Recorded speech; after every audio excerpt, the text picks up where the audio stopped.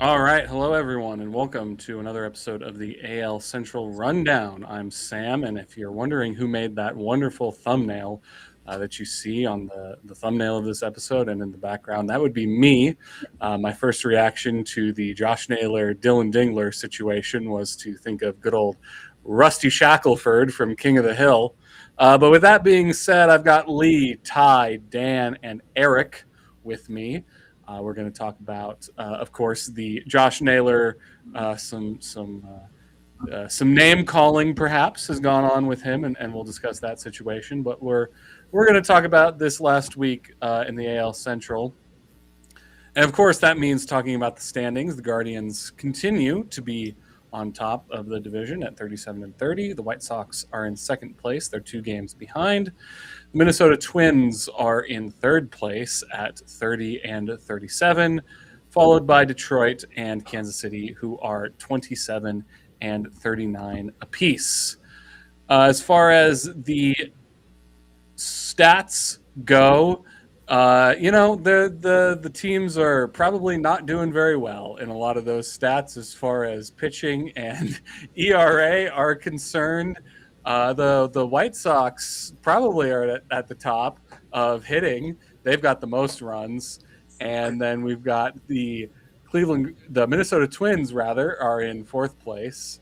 Cleveland Guardians are in 10th in the American League. Detroit at 13 and Kansas City at 14. As far as pitching is concerned, we have the Guardians also leading the division in fourth place, the Tigers in seventh, the White Sox in ninth, Kansas City in 10th, and the Minnesota Twins in 13th. Those are the stats and standings for this division. Let's not bury the lead. Lee, how you feeling? How you feeling about Josh Naylor? How you feeling about old division rival Josh Naylor? Maybe not playing ball the way some people might want to see him do so. No, I don't like Josh Naylor. He's annoying and just obnoxious. So, okay, on Friday, McGonagall's running to first, and Naylor catches it and then crosses in front of not crosses over first in a way that I didn't think was particularly necessary. Could have just thrown it to Wu. And he also slid into second in a not great way and almost took out Torres. And then the next day, Naylor did some more bullshit where what was it? It was he was coming into home and his sliding mitt came off and flung itself right at home plate at Dingler. He wasn't tagged out, and I don't think the mitt really mattered, but it also wasn't called for obstruction or anything. It looked really weird in the terms of, okay, did he do that on purpose or did he on accident? Up for debate. And then in his next at bat, the Tigers figured, well, Naylor accidentally almost trucks our rookie and, flinging equipment around. How about we accidentally put 96 on his back? So, yeah. And then it wasn't great. Yeah. I feel like with him in this situation, the first one I think the one with McGonagall at first base, I think that one's a little bit worse. Yeah, that's what. And Ryan Lefevre, who's the play-by-play guy for the Royals, he has a little running gag that he does when someone just stands in the box and gets hit by a pitch and doesn't move. He'll do a little bit where he's and he did everything he possibly could to get out of the way of that ball. And I feel the same way with Naylor on that play with McGonagall on first. Is maybe he wasn't trying to hit him, but also he didn't try to avoid hitting. Yeah, he was not trying to get out of the way. I don't know if he was trying to run him over, but he wasn't trying to get out of the way by any means. No, honestly. absolutely. And maybe this wouldn't be as big of a deal, but literally the day before this, Vargas and Muncy crash into each other at first base, and Muncy's probably out for a little bit, and I don't know about Vargas. So, it's kind of fresh on everyone's mind, and probably for the Tigers, too. Colt Keith actually had a quote on this. Let me pull this up. Because he said, On Josh Naylor, quote, "You like him if you're his teammate and you hate him if you're the other team. I've seen him do some questionable, borderline dirty baseball stuff, but I think he plays hard. He's just trying to get in our heads." So, yeah. And Hinch said that this wasn't that big of a deal, but, like, of course Hinch says that because he's extremely passive. But, like, I would not be shocked if the Tigers looked at that and were like, no, we're not going to, stand up for your rookie a little bit. And just, throwing equipment around is kind of, Is this an Air Bud situationally? I don't know what is this means. A situation where we say, no rule says you can't throw a piece of equipment at someone? I mean, I feel like there are rules that say you can't use it. I don't know if there are, actually, maybe. I feel like it shouldn't be allowed. I don't know if there's a rule about it, but I feel like it shouldn't be allowed. Like, if that isn't a rule, it needs to be. It needs to be a rule. At the turn of the season, you can't. Because my take on that is that if nothing else, Dingler feels a thing hit him. He's assuming that's the runner. So it's deceiving the person trying to catch the baseball who's going to try to implement a tag. Well, you feel something. What you think you're feeling is the runner swishing by you. And it's not. He hasn't gotten there yet. So just off of that, I think it's my initial reaction when Lee was showing us this off air a couple of days ago was fairly lukewarm. I still think that actually just on that play at first, Naylor committed to get into the bag. He should have tossed it to Brian Wu. Brian Wu was there, pitcher covering first base. But in that case, mentally, I think Naylor, for whatever reason in his head, committed he was going to get there. And once you make that commitment, and you're a big guy trying to get to first before the runner does, we could talk all we want about getting out of the runner's way. There's no way. Like, they were going to collide. They were both going for a small piece of real estate that has admittedly been made bigger recently, but isn't big enough to avoid that scenario. That is what it is. I don't know what the heck Josh was doing flinging the oven mitt at Dingler. I could see a situation where he was sliding and realized I have this oven mitt in my hand. I don't feel comfortable sliding with it. Well, then in that case, you toss it to the side. You don't throw it at Or you just catcher. Drop it. You don't throw it in front Or you just drop it. Yeah. I don't mean to make this about the Guardians or about our culture or anything like that. And I'm curious about Colt Keith and what he said about, a history of dirty plays or whatever.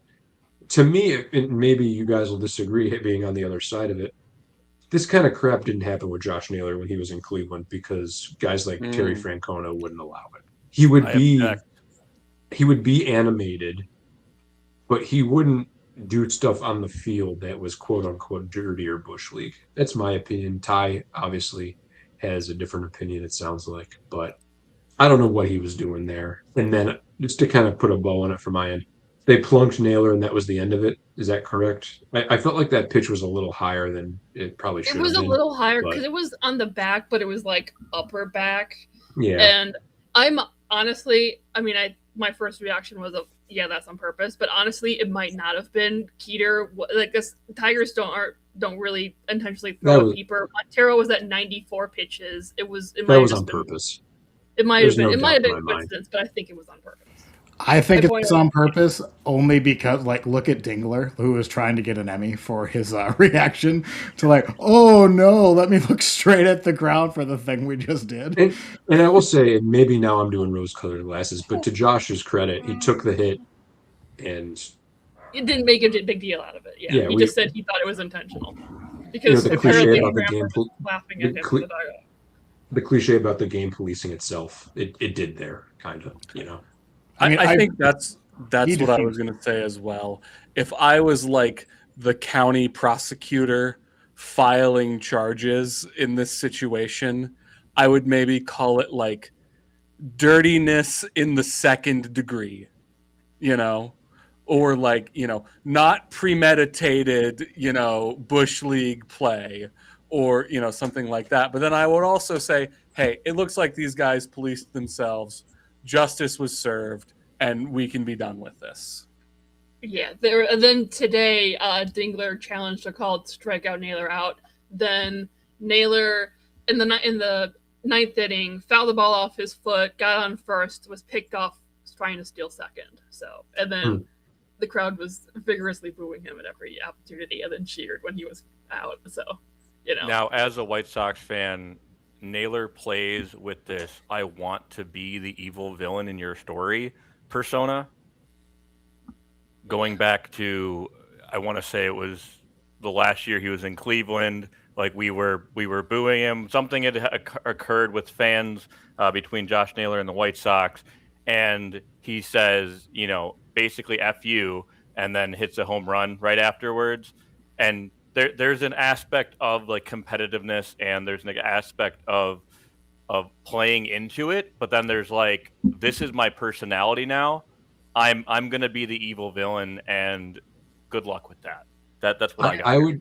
I would call him fiery regardless. In that case, Ty, I remember that vividly. He didn't just hit a home run, Ty, not to bring up a sore subject, but I think from the eighth inning on into the extra innings, I think he had a double and 2 home runs and basically helped surmount the White Sox. I don't remember any of that, but they blew like a 5-run lead or something. The point is, that wasn't anything on the field where anybody got hurt. And from the potential for somebody to get hurt or like something that affected the play on the field the way these items did. That's my differentiation. If you're a White Sox fan, I don't blame you if you don't like the guy because of that, though. Yeah. So to me, that's the difference. Yeah, I think, Dan, what you said, he doesn't necessarily play dirty. I'll put it, I saw a comment today on Reddit, like, he doesn't necessarily play dirty, but he does play chicken with the rules until someone calls him out on it. I think that's probably fair. Yeah, he doesn't necessarily break the rules, but he'll step on that line and see what makes you react. I think he enjoys being a villain. And I mean that in like, I don't mean that about him like personally, obviously. I mean that in the sense of like someone who's a villain in like a reality TV show, right? I think he's got that he's got that look to him. He's got that personality where he seems like that's a role that he embraces and enjoys having. It's funny because I think I have to look up later whether the equipment thing, because I feel like that should be a rule where but like maybe they'll change that. But I was just surprised he wasn't called out on obstruction. It wouldn't have changed the game because the Tigers lost 4-0. But like you think that would be called out because you've seen cases where a batter's helmet falls off and that's tagged, but he's still called out, and stuff like that. Does anyone Go ahead, Dan. I wonder if Dingler had tagged the oven mitt, if he would be out then, now that you mentioned that. Never going to happen. Just interesting.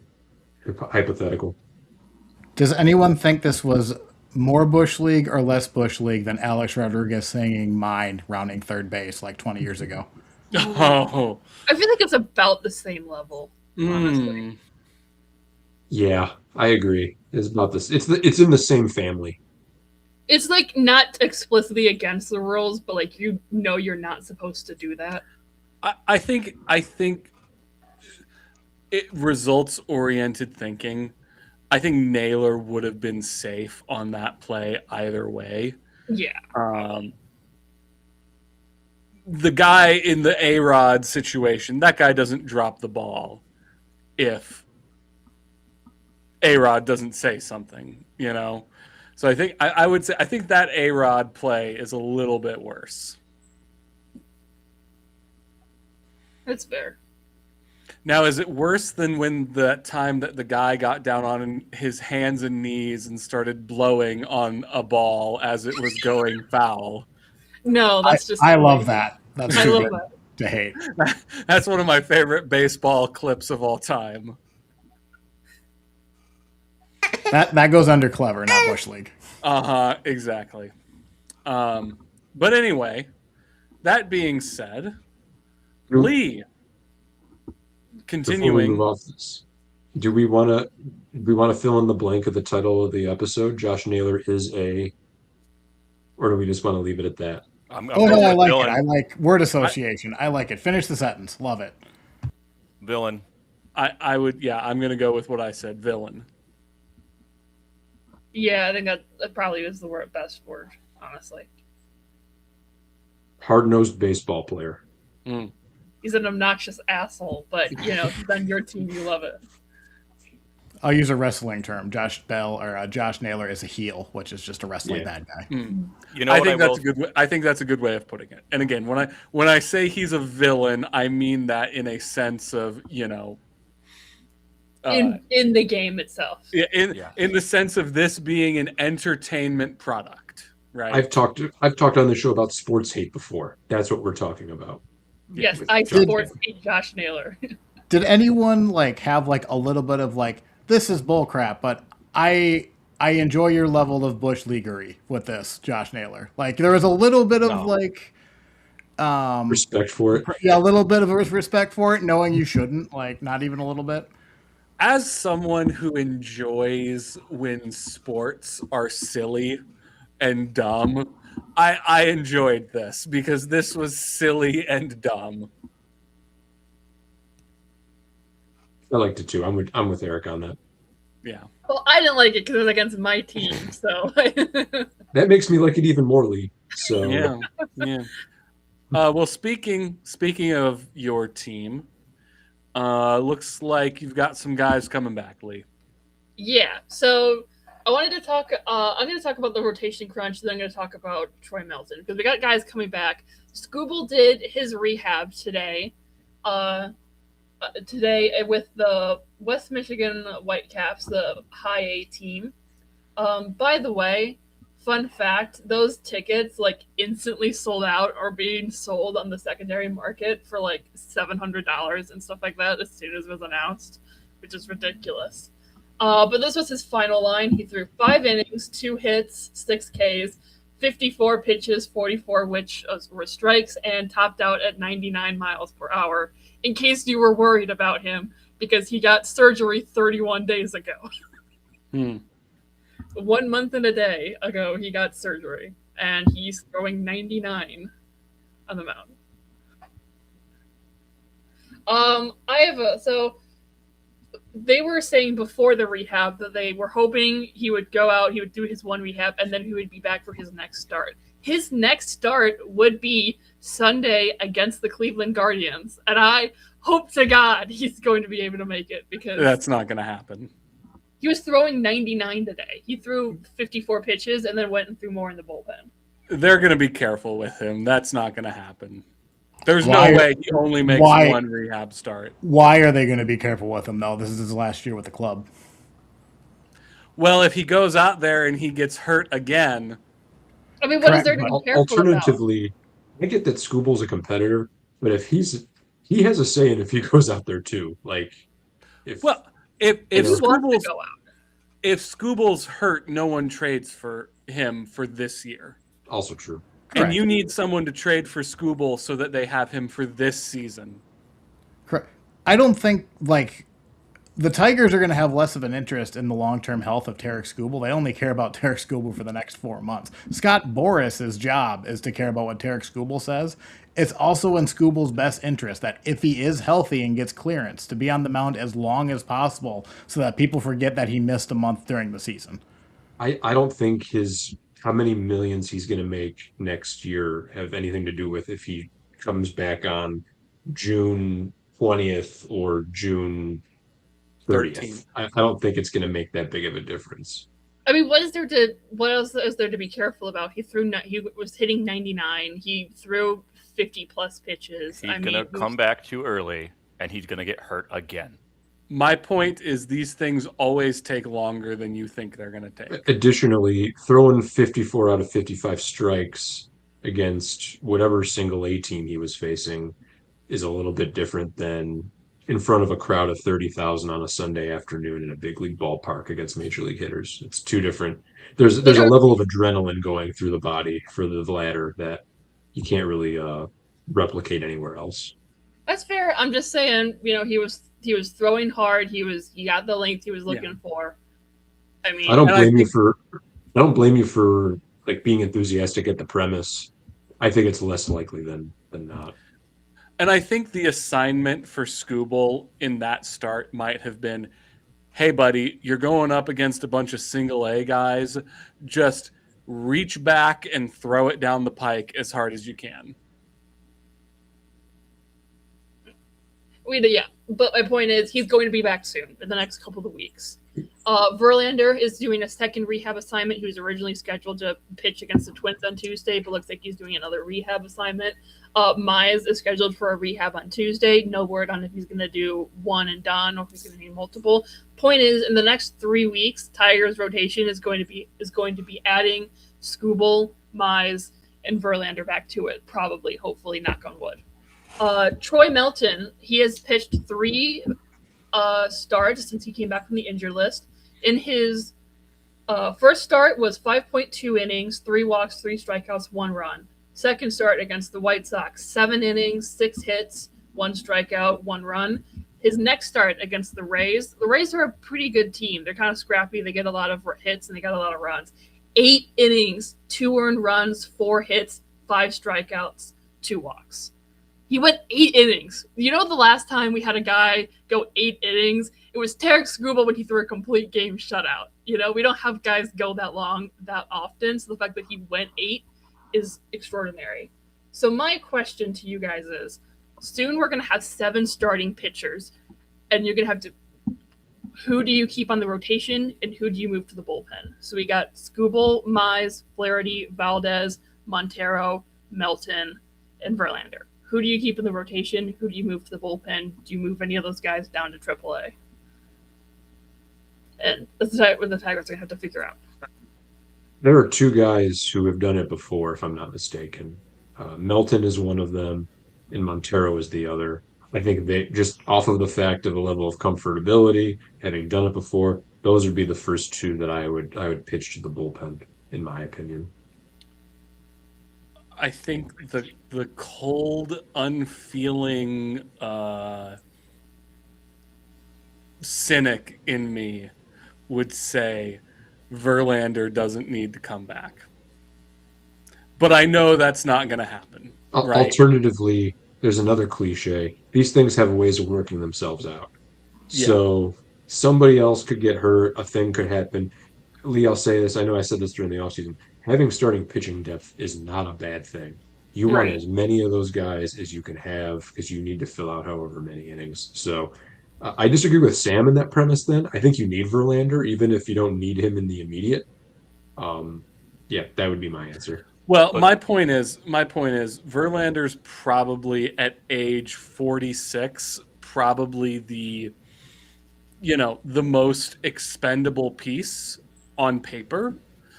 But he signed with this team to be a starter and to be in the starting rotation and to have one last ride with the team. Verlander has also never in his MLB career come out of the bullpen, ever. Exactly. So for him, it's the value that he brings is, whatever. The value that he brings from a psychological and emotional standpoint is a different thing. And I think to add on to Sam's point, what would really going to matter with Verlander specifically is being available and fresh in middle of August, beginning of September. Once again, you still have 2 more months to play through before you get down to the final stretch. And are you going to have the other pitchers available for that time? So it wouldn't surprise me to see some of these guys end up on the IL longer than they need to be, or have a rehab assignment, take 1 extra just to span it out further. Right. Yeah, I hope, for the record. So Montero has been good in the major league level because he was pulled up when, I forget who got injured the first time, but he was pulled up because of an injury, Verlander, and he's been good. Not great, but good, and he's been a lot better and more consistent than we've seen out of him at the major league level so far. I don't want them to send either him or Melton down to the minor leagues. I don't think they send Melton down because Melton has been so good. I want them to keep Melton as a starter. Like, is that silly of me to say, don't put him in the bullpen, don't send him down to AAA, keep him on the major league starter? Thing you could do here, you've got an ace pitcher who's coming off of having very adventurous arm surgery in the middle of the season, something that's kind of never been seen before. You've got 7 stars. You could throw a 6-man rotation. That's More true. teams have done that. The Guardians did that down the stretch last year to great success. The opportunity is there. I don't know. It's a little bit unorthodox. Managers don't always want to do it, but it is an option. That's true. To your point, I don't blame you for wanting Milton in the starting rotation, but there's just 5 spots and he's relieved before. Yeah, well, if the Tigers are going to turn things around, they might need to use some unorthodoxy. That's true. Yeah, I mean, Hinch is no stranger to doing unorthodox pitching methods, so it would not be the strangest rotation we've had. Let's put it that way. I mean, we ran with 2 guys and 3 bullpen days in a 5-day rotation. 6 guys would not be the strangest set that we've done. Like, taking emotion out of it, I would put Verlander and Montero in the bullpen and keep Flaherty and Melton in the starter rotation. Because Flaherty's been a lot better his last few starts. He's cut down on the walks, got more strikeouts. He's still getting hit, but he's not coming out after 3.1 innings with 5 walks anymore. He's coming out after 6 innings with 1 walk and 4 runs, which is him giving up the runs isn't the biggest problem. The problem was coming out after 3 innings. So I would put Verlander in the bullpen. I'd tell him to suck it up, come out of the bullpen, and put Montero in the bullpen because Montero has relieved before and he struggles. I don't know why Hinch does not want him to go 3 times through the lineup, even though I think he should be allowed to try that. But they don't seem interested in keeping him in more than 6 innings, so I say put him in the bullpen. I guess that would be my point. Yeah. It'll be interesting to see what they end up doing with Flaherty's struggles and Verlander's inability to go to the bullpen, I guess. Yeah. Any other thoughts on that before I go to my next Tigers item? Go for it. All right. So the stat that was being thrown around a lot for the Tigers' struggles in the month of May was, the Tigers are 4-21 since Skubal went on the injured list. That is not the stat that we should be caring about. The stat that we should be caring about is the Tigers are 6-21 since Gleyber Torres went on the injured list. Because the problem was not the starting rotation. Tarik Skubal missed 5 starts, maybe, in that stretch. Gleyber Torres missed 27 games in that stretch. So really the problem was the offense was struggling. We had Carpenter return on Sunday, then Torres returned 2 days after that. Immediate effects because the Tigers went on a 4-game win streak and have won the last 5 out of 6. Because remember when we were saying, the Tigers are playing the Rays and the Mariners. Those are 2 really tough teams. That's going to be the Tigers swept the Rays at Tropicana and just won 2 out of 3 off the Mariners. Here are some fun little stats. Let me scroll up and find these again because these are a couple days. I will say, Lee, when I asked what your date was when we should be worried about the Tigers again, you did say end of June. So we're getting close. Yep. Let's see. When not having Gage Workman in your lineup every day does to a lineup. Yeah, somehow having Gleyber Torres and Kerry Carpenter over Hao-Yu Lee and Gage Workman every single day is, I guess that really did make a huge difference. I didn't see it. I can't find it again. But my point is, there was a stat. It was in the 4 games that they won in a row, the Tigers had scored 32 runs. They scored 65 since May 4th to May 31st. The offense was really bad. Now that we have Torres and Carpenter back in the lineup, it suddenly looks like a major league roster again, and it's actually scoring runs. So since Torres came back, he came back in Game 2 of the Rays series. We scored, 8 runs, 7 runs, 7 runs, the 0-run game, and then 6 runs, 5 runs today it was.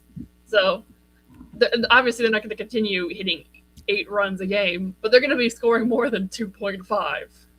So my question, Lee, as we transition towards the end of the Tigers talk is, you are 9.5 games back in the division, 5.5 back in the wild card. Is it too much? Where do you feel? I still kind of feel like it's a little too much, but they on Baseball Reference they currently have a 2.1% chance to make the playoffs. There are 98 games left in the season. They have beaten worse odds before. Don't count them out. That's what I'm going to say. I have a question for you guys. On today, right now, the Tigers have won 5 of their last 6. They're still 5.5 games back.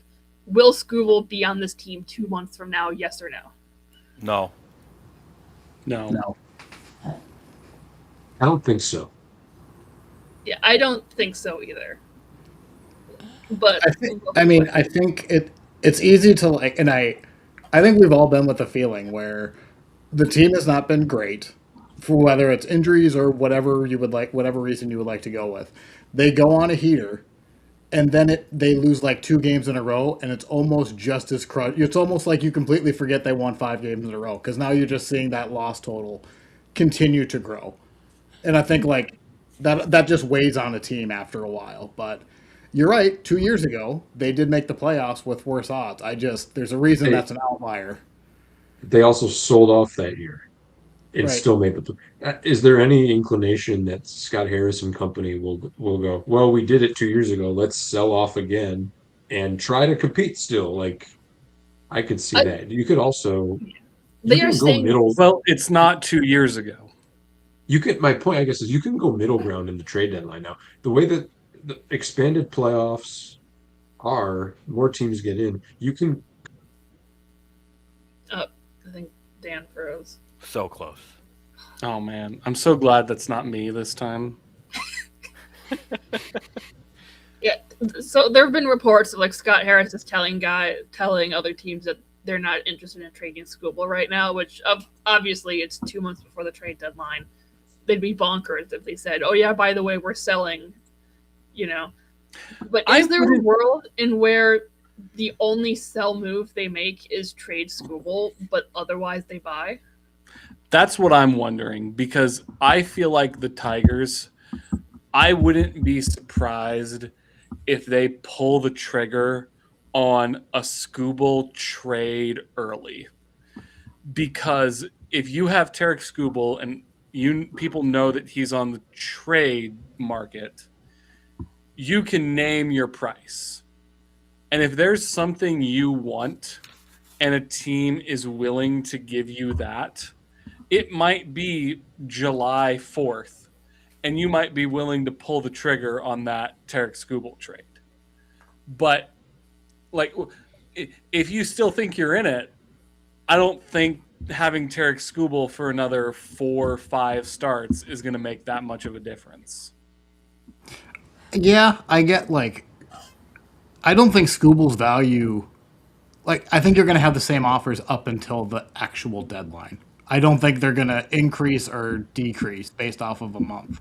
If anything, you could argue it would be an increase if there was a change in it because teams are going to go crazy an hour before the deadline.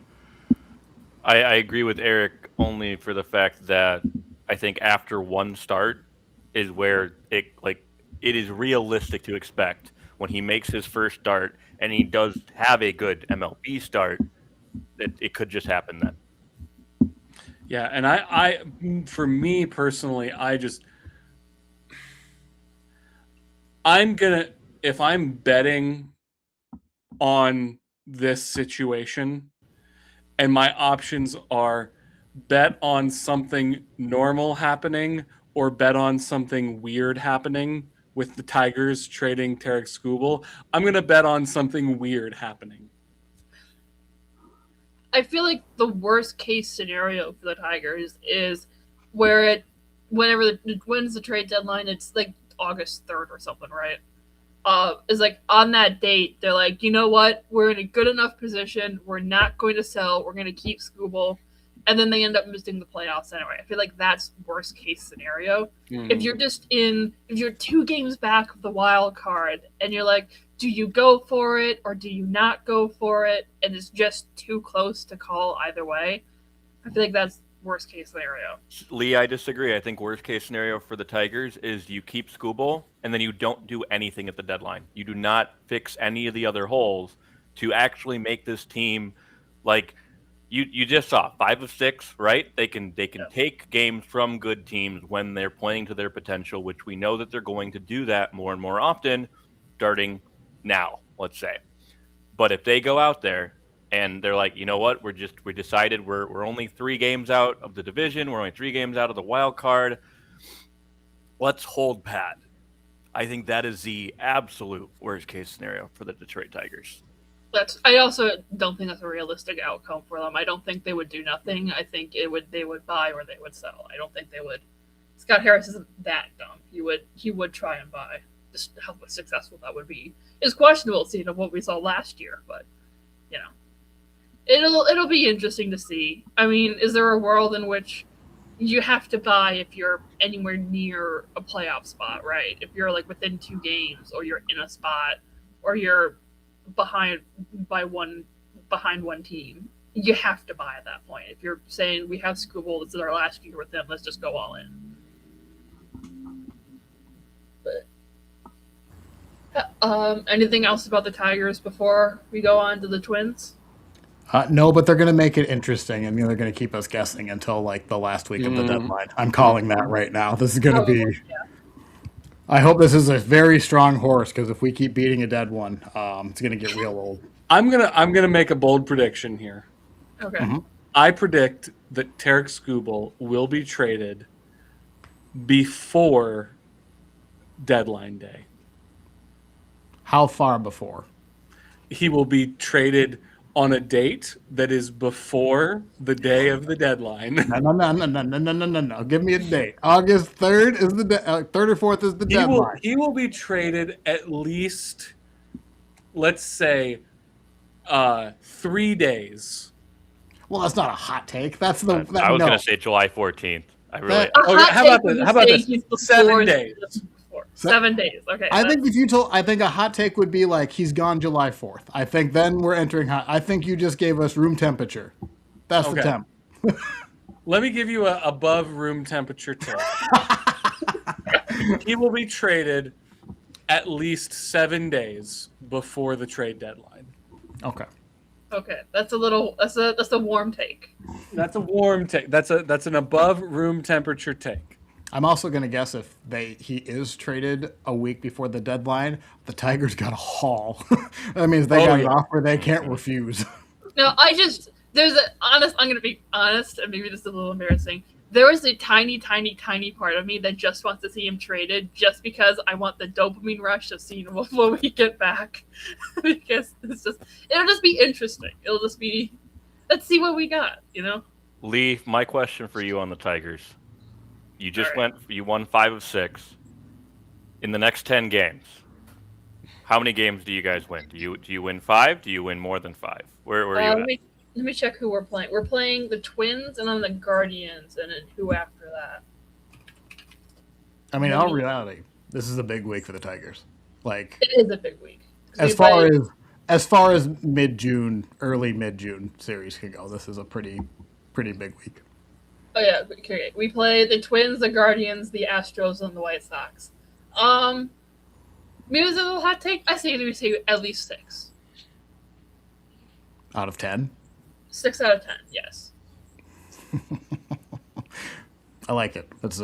Again, I think we're a little room temperature takey, but it's fine. I appreciate the honesty from everyone. I'm not going to be going out there. I think we still got our bullpen is still rough. We're playing teams that have a lot of offense, and I think that's going to be damaging to us. But we have an offense and good starting pitching now. So fingers crossed for you. Yeah. I'm up for the entertainment. I'm up for the roller coaster. Lee, I don't know if you are, but I don't know if I am either.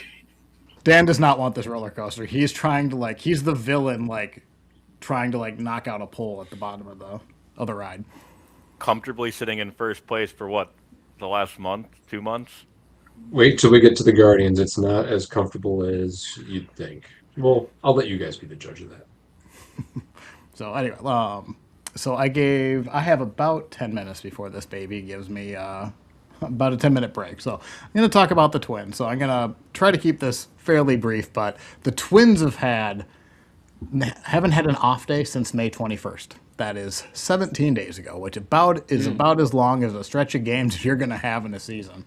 They went 7-10, and since May 1st, I counted, they have made 33 transactions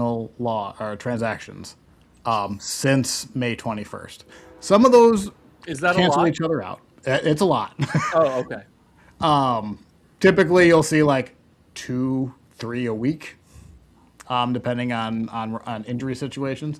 But just to give you an idea, some of those like cancel each other out. So let's start with, we talked about it last week. Simeon Woods Richardson was designated for assignment, which was very surprising to me, but it seems like no one else seemed to be surprised by it. So he's 25 years old. He has been awful, truly awful.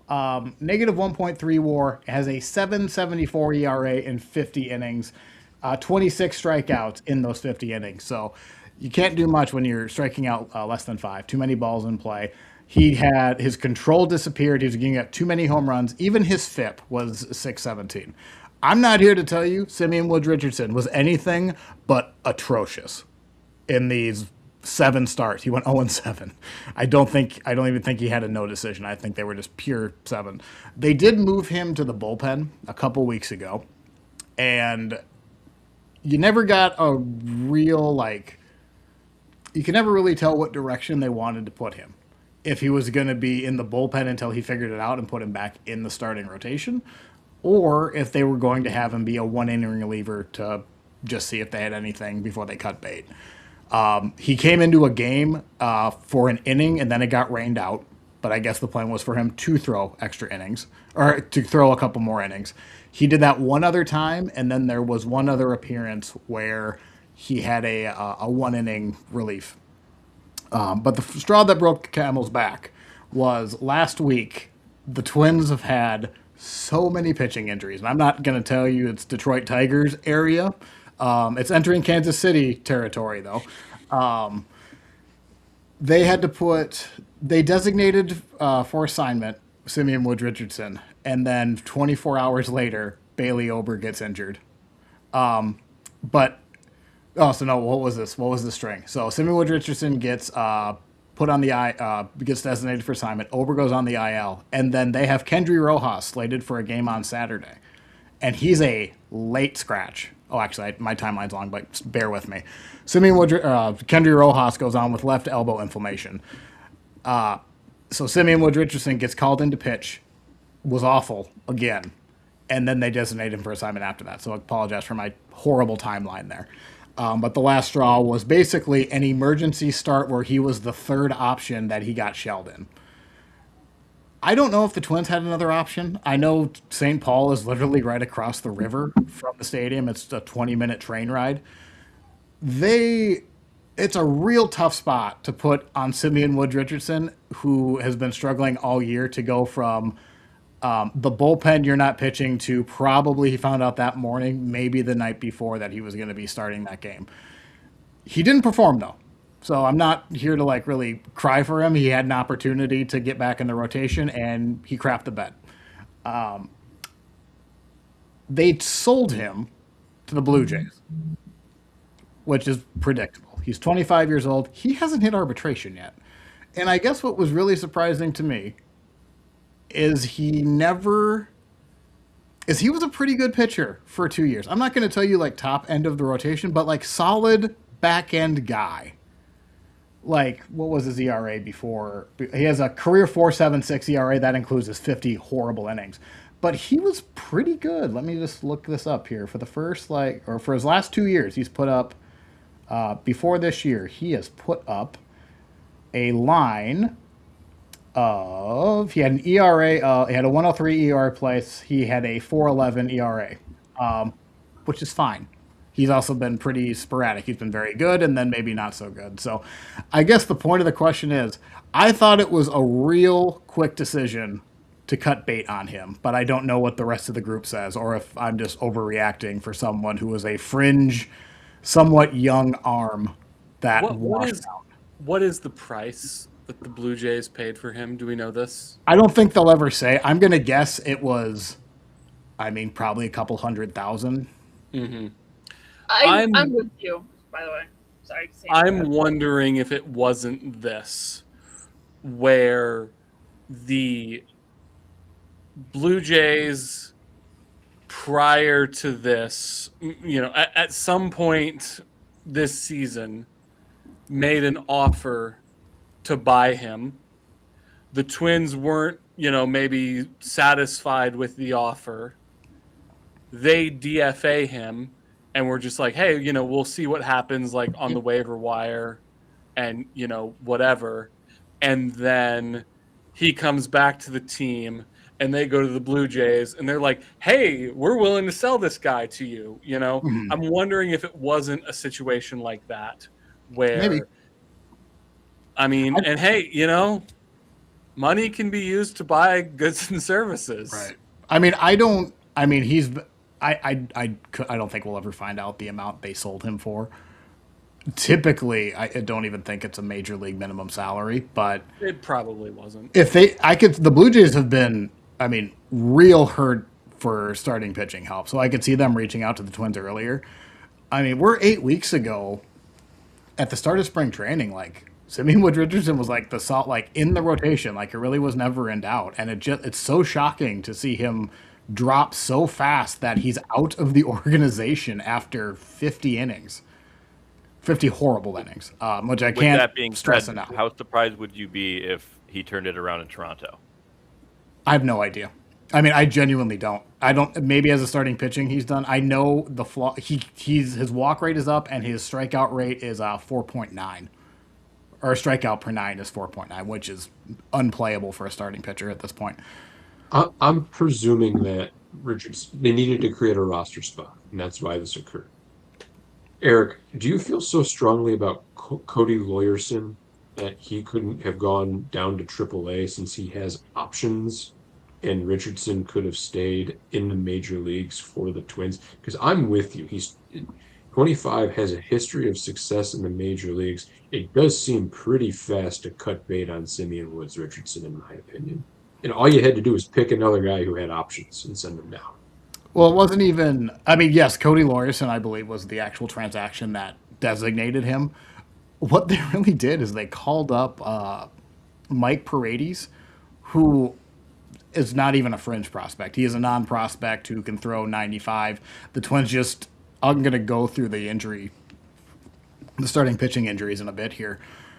But they brought up Paredes and then called him down 5 days later. So it wasn't even like they had someone in AAA banging down the door that needed to get in the rotation or needed to get in the bullpen. It was literally, we need to cover innings tomorrow.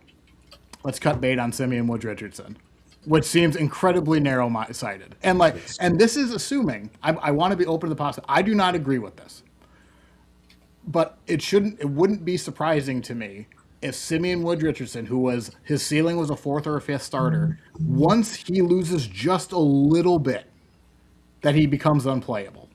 That maybe he's just done and the Twins are identifying it maybe prematurely, but maybe they identified it early.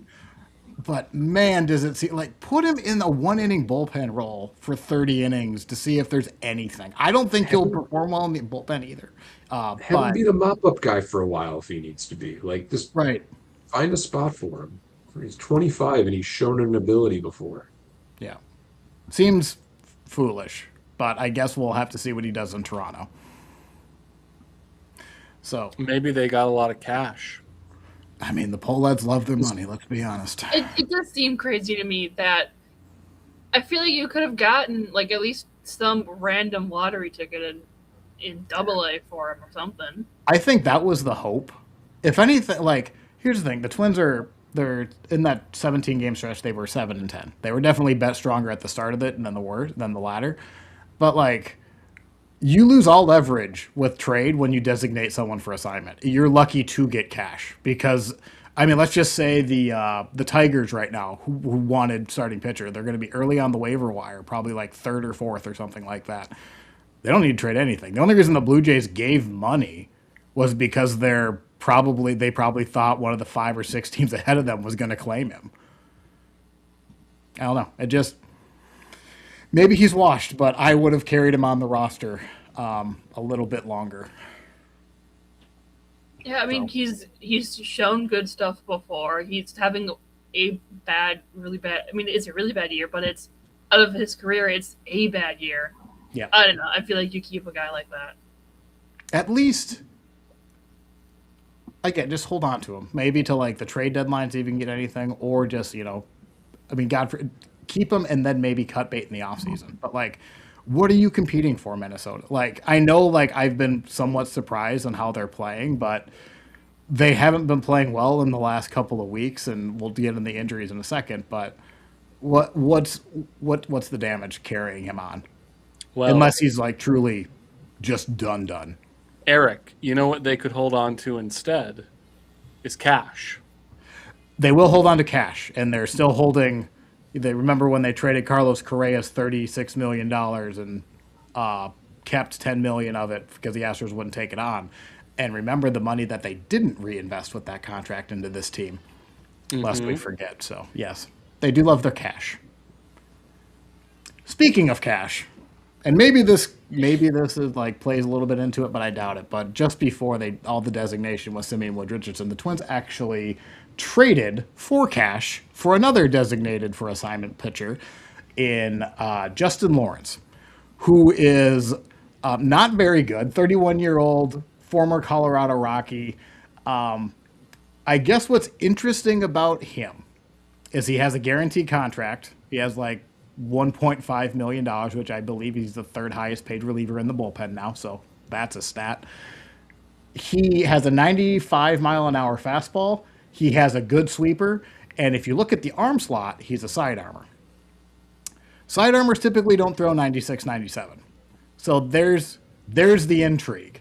The problem, his fastball maybe catches a little bit of the zone too much, because if you look at his heat map, it's laughable on Savant because there's so much blue. It's completely surrounded by blue, the strike zone, and then the heat map is so red in the center of it. He can't command the fastball, so when he needs to throw a strike, it has to be down the middle when he gets crushed. He also throws a really good sweeper, at least the metrics have been good. His sweeper has a 135 batting average against and a 270 slug against. The problem is the sweeper, I mean, this is so laughably off the plate. You don't know where he's going. So if you can get this dude to throw strikes as a 97-mile-an-hour throwing side armor, this guy could be deadly. This is the type of move I do like them trading for cash for. Do I think he's going to be the best reliever in the world? No. But there's enough that makes you raise an eyebrow that says, let's see if we can get this guy to throw a strike. And if not, cut him in a month and, really no harm, no foul. So I guess this might have been where the Simeon Wood Richardson money had to come into effect. Eric, when you talk about see if we can get this guy to throw a strike, reminds me of back in the day when my sister was playing softball. She was a pitcher. Mm-hmm. And my parents would often say, watching the game, they would like clap their hands and they'd be like, all right, Greta. Oh, no. The third drop we've had this recording. Look at this. I thought it was me. Okay, good. No wonder you look so scared. Okay, well, when Sam comes back on, he can finish his thought. I'll start talking about the rest of the starting rotation, who, remember when I said at the start of the year that the Twins have invested nothing in their bullpen, and they didn't invest anything in their bullpen, but then they just kept bringing in starting pitchers. Like, they're like 10 guys deep. They're never going to use them all. I was wrong. They've used them all. So Pablo Lopez is down for the year with Tommy John surgery. David Festa is on the 60-day IL with a shoulder impingement. The latest update on him involved a stem cell injection into his shoulder. So that's not good. I honestly, he just might be done, unfortunately. I don't know if he's going to have a career. He hasn't been healthy I think July was the last time he pitched. He's never gone through a year where he hasn't had a major arm surgery. That sucks because he looked very good in the small samples that we did have him in. But we'll see. Bailey Ober, who I talked about earlier on my terrible timeline, went on with elbow inflammation. That seems pretty minor. Hopefully he's back in the next little bit. And then Kendrick Rojas, who I said, who I guess is the starting pitcher. He throws 4 innings, but he's probably headed to the bullpen at some point. He has left elbow inflammation, which looks like he's going to be back sooner rather than later. And then Mick Abel actually is starting a rehab assignment. He's been out basically for 2 months with right elbow inflammation. So that is 1, 2, 3, 4, 5. If you count, Taj Bradley was out for a couple weeks, and then you had Joe Ryan was out for a bit. That is seven guys, all after they voluntarily allowed Simeon Wood Richardson to go to the Blue Jays. So it was crappy timing. Obviously, if they would have waited 24 hours, they wouldn't have DFA'd Richardson or Simeon Wood Richardson, but they did. They're stuck with that decision now. Yeah, I won't tell you it's the longest list or it's like the worst set of injuries in this division right now. But it's for a team, it's not good. I mean, for a team that looked like it was at least going to be more competitive and might be able to overachieve a little bit. Well, when literally 7 starting pitchers are down at some point of the season, and most of them down for most of the year, that's hard to keep up regardless. And then you have no bullpen. Regardless of how much your offense is scoring runs, it's going to be really hard if the starting rotation, who should have been your strength, is going to be a weakness. Then the fun one. I say fun. Royce Lewis is back. Hey, everybody remember when they called him down with Matt Wallner like 2 weeks ago? He was apparently very angry. Actually, it sounds like he actually like took the demotion pretty well. He wasn't like bashing, blah, blah, blah, which for Royce, I think I've said a couple of his quotes on the show. Royce is very much heart on his sleeve, is not bashful. He's like positive, but like he's not afraid to tell people that he maybe doesn't believe he's gotten the best coaching or he hasn't listened to coaching because it's arbitration year and he's worried about getting cut because he's going to be too expensive and blah, blah, blah, blah, blah. Basically kind of pointing the finger at other people other than the mirror. So he went down. He played 15 games in AAA. And I think the Twins were not expecting to call him up for quite some time because he needed a full reset. So in 15 games, he had 67 plate appearances. Here is his slash line: 333, 403, 900. He had a 1,300 OPS with 10 home runs. It's really hard to keep that in AAA. 10 home runs in 15 games. Is that a lot, Eric? It's a few, Sam. Yeah, it's a little bit. What were you saying, Dan? 10 home runs in 15 games is wild. Yes. That's absurd. That's like 100 home run pace over 162. So, like, we all understand it's AAA pitching. He should crush AAA pitching. But this is like next level crushing AAA pitching. The 400 on base, I mean, I'm not reading too much into that because at some point they just stopped throwing him anything. And the few pitches he did get, he hit it. I've mentioned it a couple times, AAA and especially CHS Field, which is where the Saints play. It's a rocket launcher, or it's a rocket pad or a launch pad. So, but still, you can't ignore that and not have him call up. So I get it, despite the flaws that he has in the majors probably aren't being shown in AAA, but I guess we're going to find that out. So he was called up 2 days ago. He was in AAA though.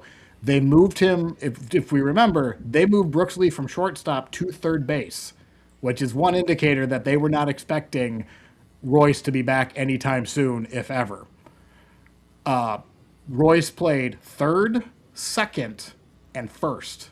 So they moved him around the diamond, and since he's come up, it's only been 2 games. He's been at second, and then he started at first today. And he's been 1 for 7 with a single.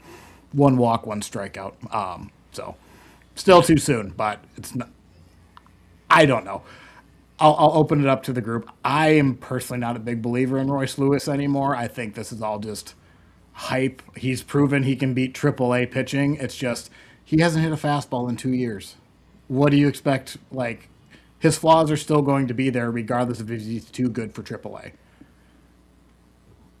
Yeah, I mean, even if that's him. Oh, go ahead, Lee. like he had 3 good weeks in AAA. That doesn't really necessarily mean it'll translate to the major league level. When he's hitting that well, you can't not bring him back up.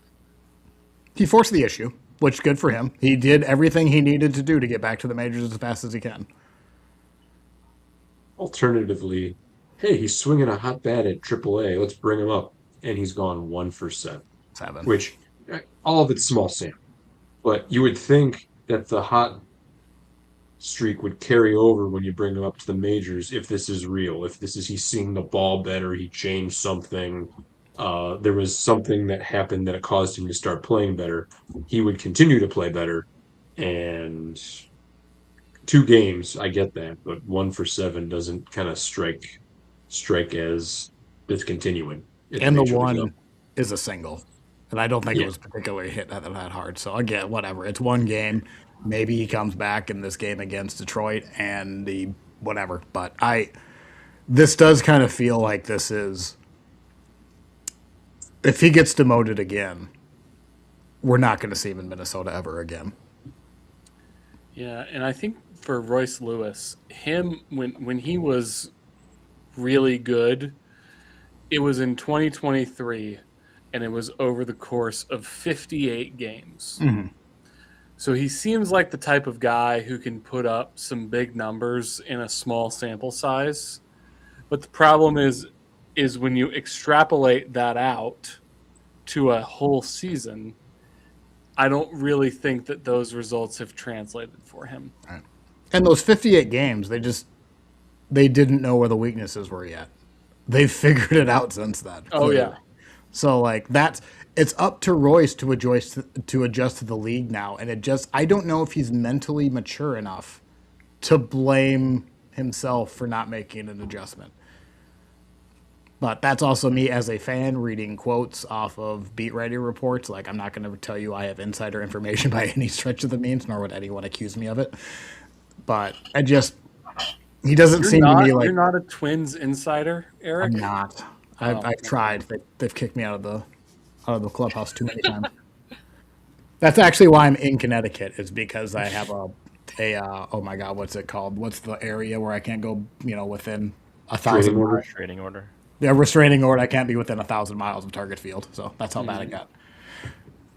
So the other news, you work in a school, so you can be within 1,000 feet of a school. So that's good.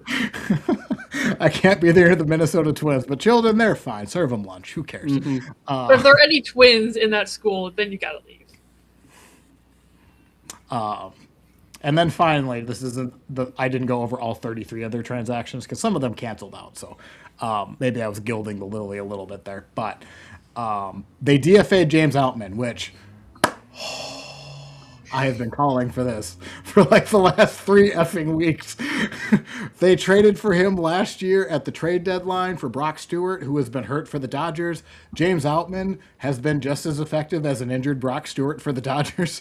If anything, he's probably been more hurtful because he's been on the field. He's been so bad. Like, he's had a 150 batting average for them, maybe like a home run.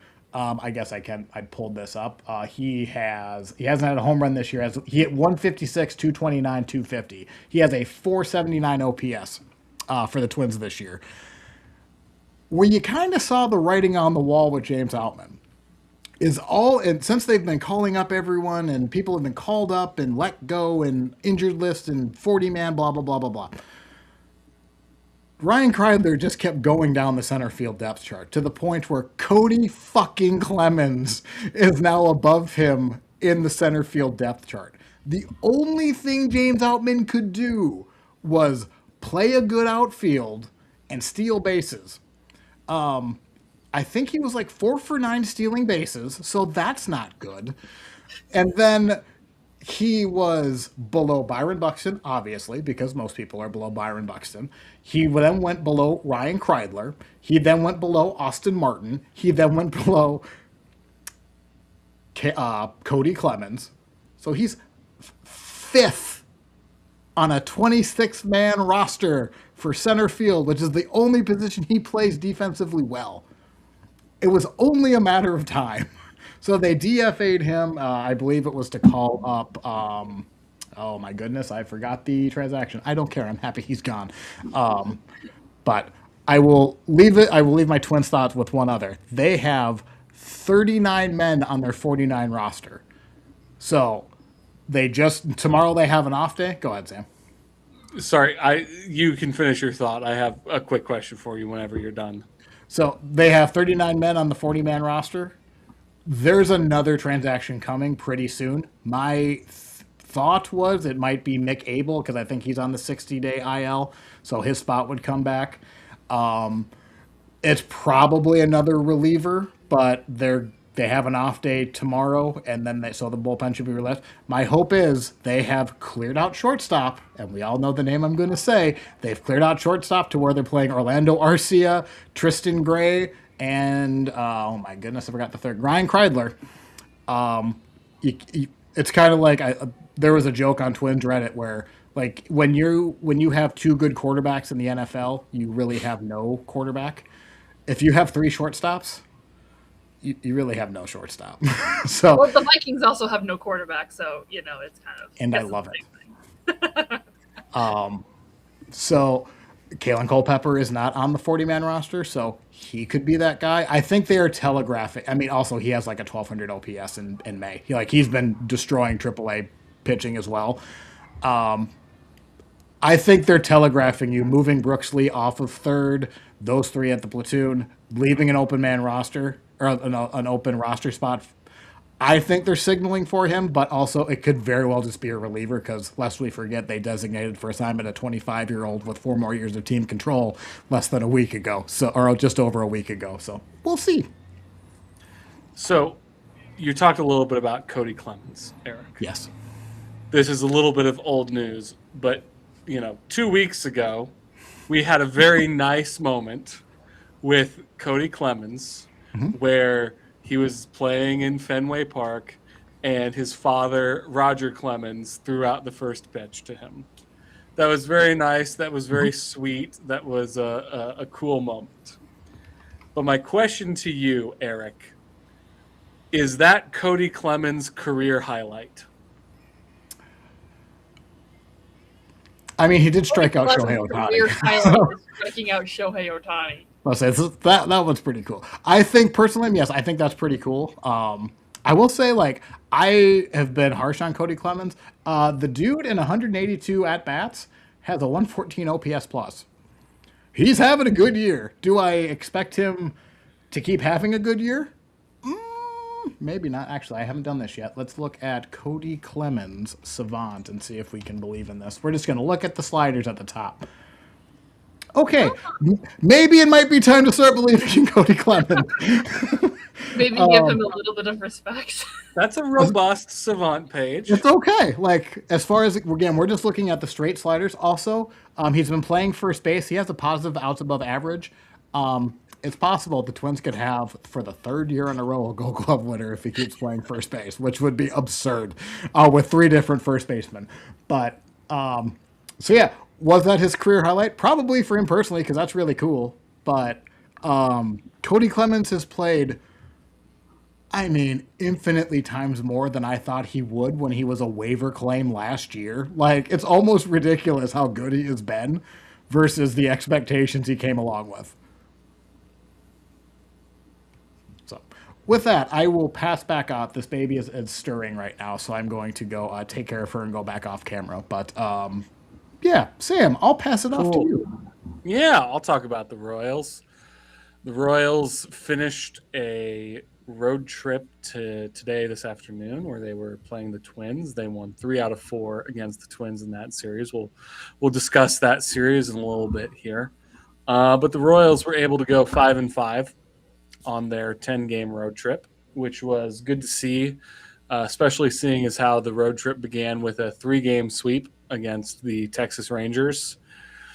So, fighting back a little bit. I don't want to pretend like, they're lighting the world on fire, but they're, starting to heat up a little bit, tick in the right direction, and we'll see where things go from here.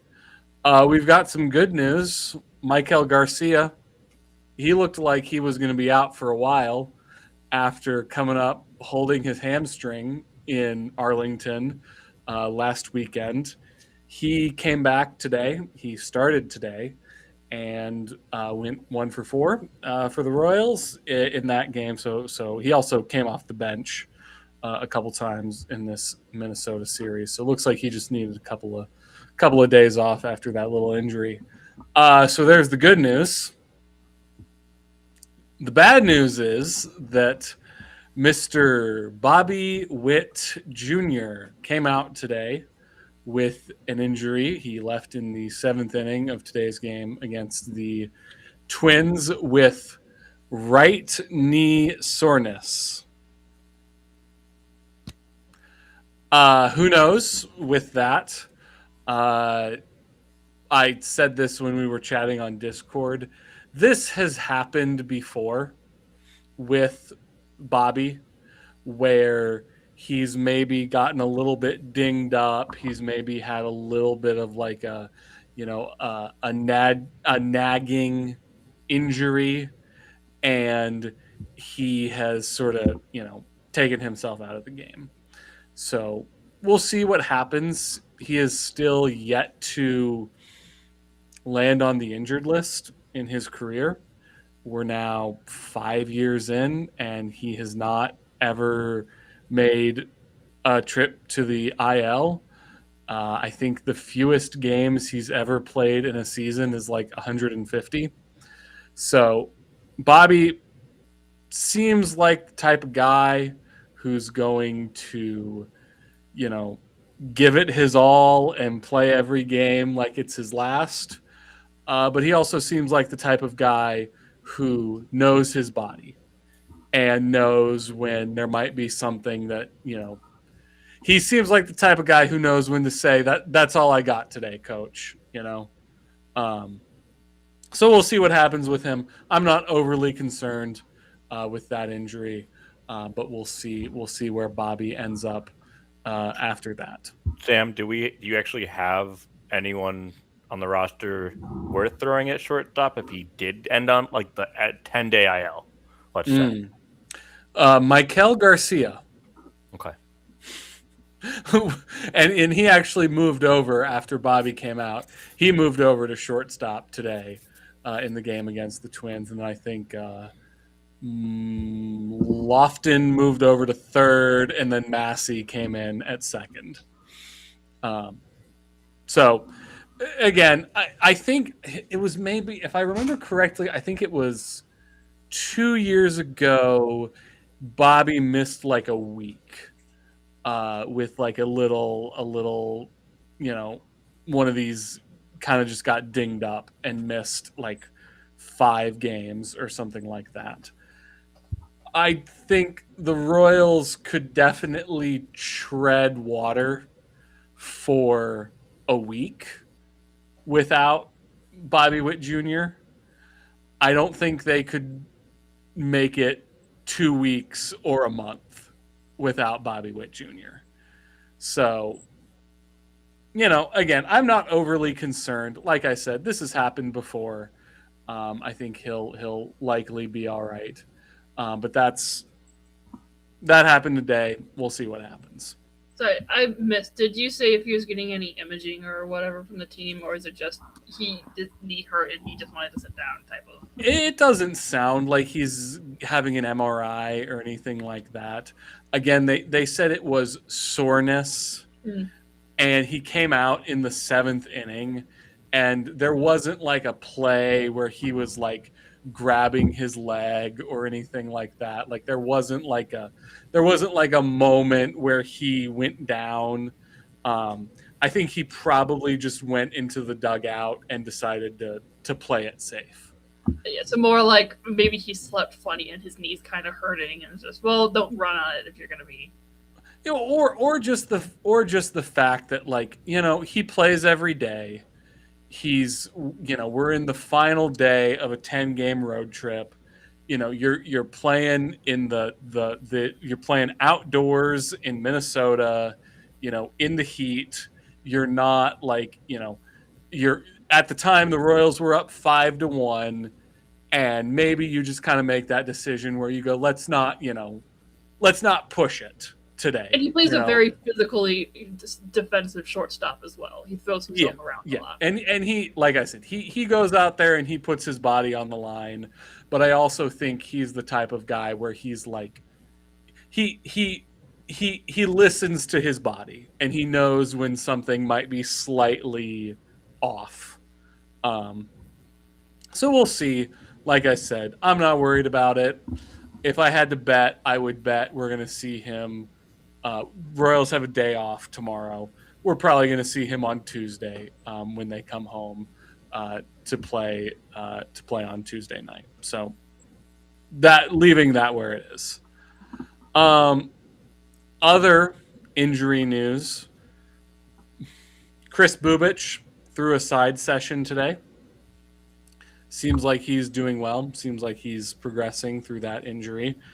Reports are that he's going to make a rehab start sometime this week. Same thing with Cole Reagans. He's going to throw a side session at some point.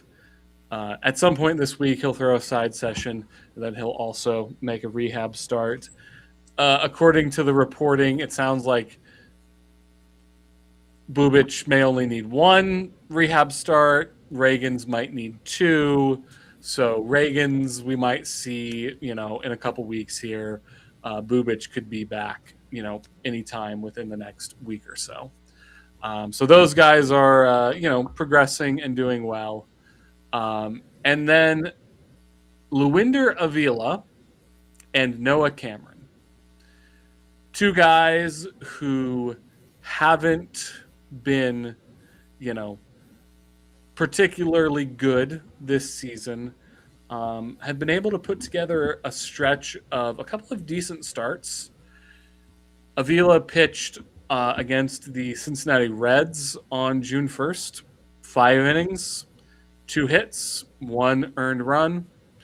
Pitched yesterday against the Twins, 5 innings, 2 hits, 1 earned run. So a solid performance. Both of those, he threw, I think, 86 and 70 pitches respectively in those 2 starts.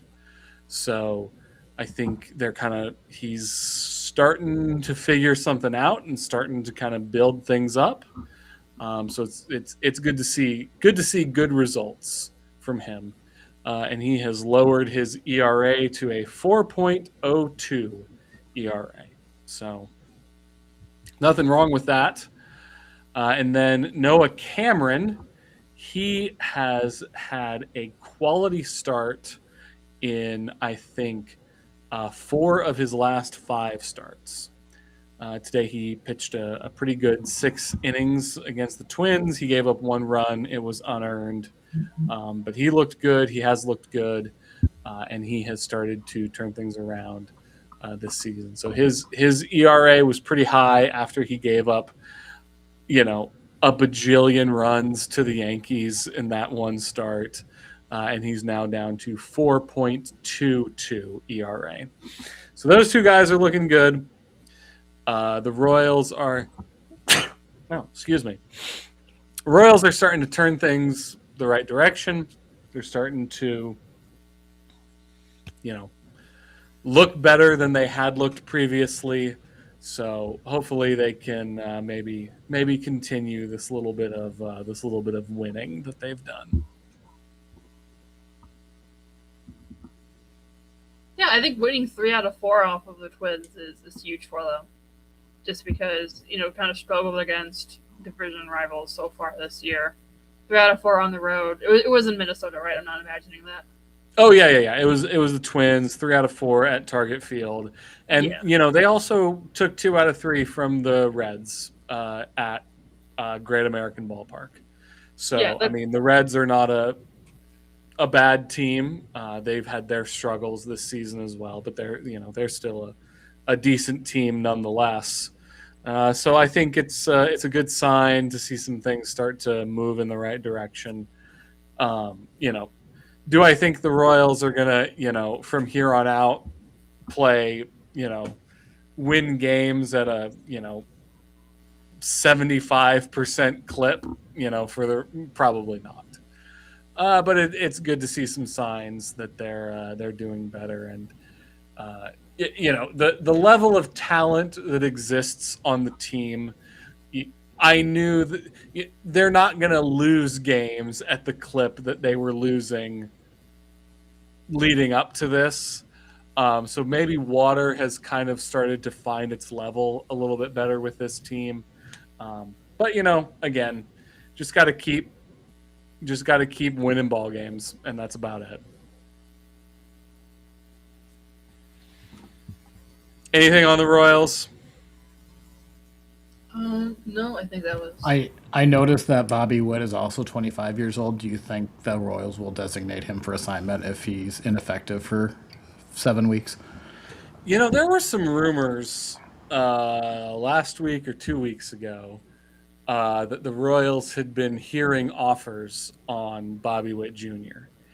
And I don't believe that. No, I don't. They might have been hearing offers. I don't think they're ever seriously considering any of those. Yeah, that'd be ridiculous. Here's I got a great idea for you, Eric. I'm all ears. I would like to buy your house, and I would like to offer you $1. Would you like to accept that offer? I think that's your answer. I'll let the baby with the whale answer that for me. Okay. So you just heard an offer where I offered to buy your house. You just heard that. So I think that's a similar situation to the Royals and Bobby Witt Jr. Here's the thing. A new stadium is being built. And Bobby Witt Jr. is going to be a load-bearing pillar of the new stadium. He needs to be on that team when the new stadium debuts. And I think that you're never going to get anything better than him. So are you willing to go on stop record? writing clickbait articles, people. Are you willing to go on record saying that he will not be traded from the Kansas City Royals during this contract? No. Okay. The stadium is supposed to be ready opening day of 2030. I don't believe that's going to happen. The first opt-out year of Bobby's contract is 2030. I think if anything else, they make a deal with him where they say, you are going to stick around, please, until we open the new stadium, and then we'll see where we're at, and then we'll negotiate a new contract. You know what cultivates a lot of revenue so that you can pay a player like Bobby Witt Jr. A lot of money? A new stadium. Yep. Mm-hmm.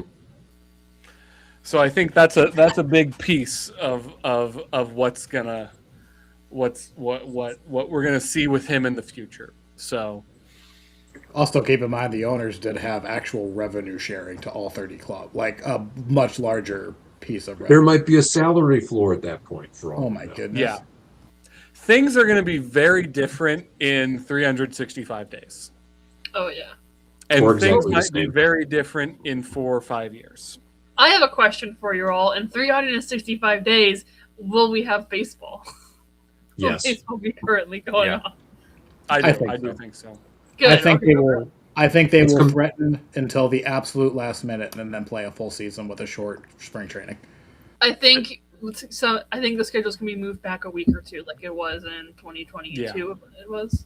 Yeah, I think it's gonna be like that. Sam, I have one more question for you on Kansas City. My boy from WBC Italy team, Vinny Pasquantino, and I haven't paid attention. Is he okay, or is it not good? In what sense? Is he coming back to be Vinny Pasquantino this season? He's started to turn things around. And I think he's a little bit of a late starter. And there was an article that was put out on the Royals Review, the Royals fan site, the other day, talking about how the Royals this season are third in MLB in hard hit rate. So they're hitting the ball hard. It's just a question of, are they, what's happening after that? Would you like to know who's last this season, or who was last when this article was written in hard hit rate this season? Please tell us. Would be the Tampa Bay Rays. Were last in hard hit rate in the MLB in 2026. So I've seen many plays over the last couple of weeks where Vinny just hits an absolute rocket of a ball right into the glove of a waiting center fielder or right fielder. So I think maybe he needs to make a little bit of adjustment, but it's starting to come around. As someone who's about to play you in a little bit here, I'm happy to hear that Vinny's finding his way. Well, Jeff Passan the other day suggested that Vinny might be traded. So I don't know. I would be surprised, but also Jeff Passan is very, very good at what he does. So that would actually concern me a little. Well, Passan has also had a couple of clunkers over the years. He's also talking about Skubal being traded, and apparently Scott Harris has said he's not being traded right now. So, he's just also kind of just saying stuff. Yeah. He's very good at his job, but he's still a reporter. He's still got to create conversation and engagement. Yeah, for sure. So, anyway, there's my bit on the Royals. We can move along. Why don't we go to Dan? Sounds good. So we came into this early part of this week as a Guardians fan and feeling pretty good about where the team was. The Guardians started this week taking the first two games of a 3-game series in New York against the Yankees. They won 9-4. They won 5-4. And having a 9-run outburst in a game where Cam Schlittler was the starting pitcher for the Yankees. They beat Schlittler and Garrett Cole, who I know is coming back from injury, but had not allowed a run yet in his previous outings.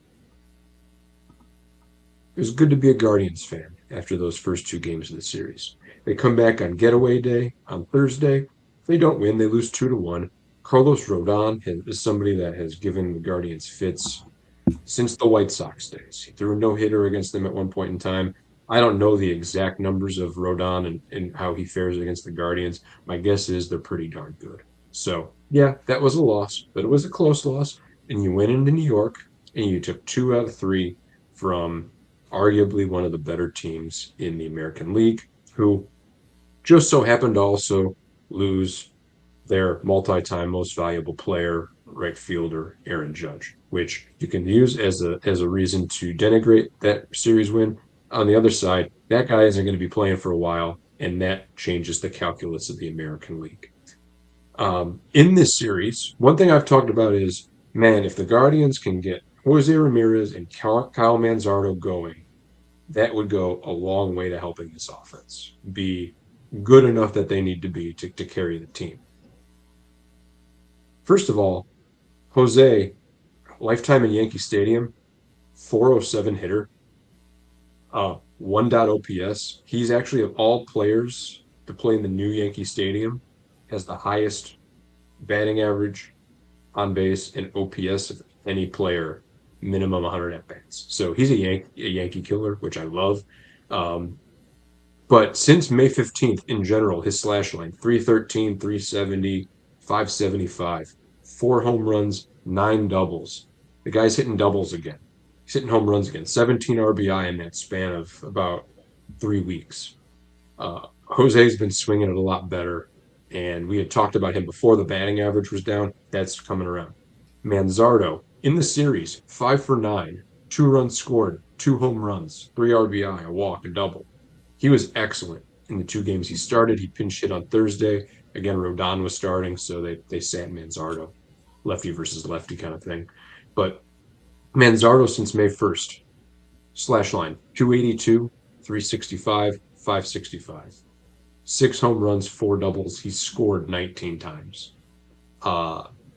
He's back. He's hitting well again. And so, again, more stuff to feel positive about. The guys that needed to start performing in the lineup who weren't, and you were doing well enough because Angel Martinez and Daniel Schneemann and all these kind of complementary pieces were hitting well. Well, now you've got the guys you were expecting to perform starting to perform. And so lots of positive thoughts there. Always love beating the Yankees. They're the evil empire. They're a team that has knocked the Guardians out of the playoffs a surprising number of times in recent memory. 2017, 2020, 2022, 2024, at least 4 times in the last decade. So really liked where we were at even after the Thursday loss. Imagine losing to the Yankees in the playoffs. I mean, I don't get what it's so hard about that. Shut up, Lee. Or not winning a game at all, right? Coming off of that, and here's where I need, when I'm done, some panel participation, because I want to make sure I'm not maybe being overly judgmental here. Guardians finish out the 6-game road trip this week, playing the Texas Rangers in Texas. They dropped 2 of 3. They lost today, Sunday, 10-0. 10-0. Joey Cantillo gave up 3 home runs against, honestly, what's been one of the more lethargic offenses in baseball the last few years. Some of that, I think, is the environment of that new ballpark they built in Texas, which looks like a warehouse to me. But I've heard not the good vibes you wanted, especially after last night. Tanner Bybee won his first game of the year. He had been 0-7. He pitched 8 innings last night. Was excellent. I thought he could have thrown a complete game shutout. Vogt decided to go to Tim Hare in the 9th. So be it. It is what it is. This team right now is 37-30. That's an 89 win pace. It's pretty good. Pretty good. That could win this division potentially. To that point, they are first in the AL Central. They have the 3rd best record in the American League. There was talk in the media this week about how this team is reminiscent of the 2016 team, or could be reminiscent of the 2016 team that made the World Series. It's a young group of talent that is finally kind of combining and coalescing and kind of coming into their own the way that team was. And they have the lowest payroll in the league. The lowest payroll in the league, for some, is a signal that perhaps there's the opportunity to build into that payroll, to grow that payroll come July. And in 2016, this team made a big swing when it traded Clint Frazier and some other prospects. Justice Sheffield was another one, for Andrew Miller. And acquiring Andrew Miller was a huge aspect of, one, the Guardians signaling that we are ready to compete now, and then, by the way, actually doing so. And you can get into how Miller was used in the postseason and how that was revolutionary at the time. But the point is that this kind of is looking like echoes of that potentially. So there's all this positive talk this week. But then you drop 2 or 3 from Texas. You lose today 10-0. And the other thing I want to mention is that 2016 team, the thing that initially set them apart was they won 14 in a row in June that year. I'm not expecting this team this year to necessarily win 14 in a row. That in and of itself isn't the thing I'm looking for. But I would really like to see this team go 2 weeks where they win 9 out of 12. And it doesn't matter who they're playing. They could play the Yankees, they could play the Angels. Like, look formidable against everybody, because the other thing I feel like has gone on is they've played to their competition. They've beaten the Yankees, they've beaten the Dodgers, they've beaten the Cubs. They've also dropped series to the Rangers and to other teams I'm not thinking of off the top, the Orioles, teams that have been lesser, they have lost series to. Some of that's just baseball, but the consistency to me is a little concerning. I'd like to see them rattle off a nice run of like 9-3 over 12 or 15-5 over 20. Like, do something to show that this really is a team that isn't just like the previous Guardians teams that looked pretty good and were able to make the playoffs. If this really wants to be like 2016, you have to have a separator. You have to do something that shows that kind of consistency. Because the other thing that could happen here is this could be the 2018 team. And that's a team that won the division, but slept walk through the regular season. Because at that point in time, the rest of the division wasn't very good. And they were able to get to October doing so without really being pushed by anybody in the division. I have a little bit of concern with the Royals down and the Tigers down. And no offense, Ty, but people not quite taking the White Sox seriously yet. That, oh, we're 7 games above 500. We're winning the division. We're gonna coast this thing into October because everybody else is underachieved. We're gonna win 86 games. We're gonna make the playoffs, and we'll go from there. If that is the mindset, then you're gonna get shocked because I'm not convinced Detroit's done yet. I just got done listening to Lee talk about all the people the Tigers are getting back. I just listened to Sam talk about how things are getting not quite rosy yet, but they're starting to get better in Kansas City. And you know what? I don't think Chicago is to be trifled with. I think that's a good team. I'm not saying you guys are going to win the division this year, Ty, but like, if you sleep, you might lose 2 or 3 to Chicago. So don't fall asleep.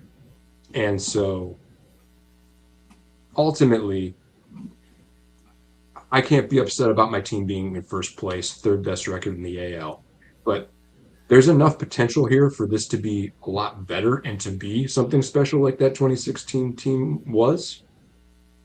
You have to put in the sweat equity now to get there, though. And I don't want these guys to coast, and I've got a little bit of concern, both roster-wise and on the field-wise, that's what could happen here.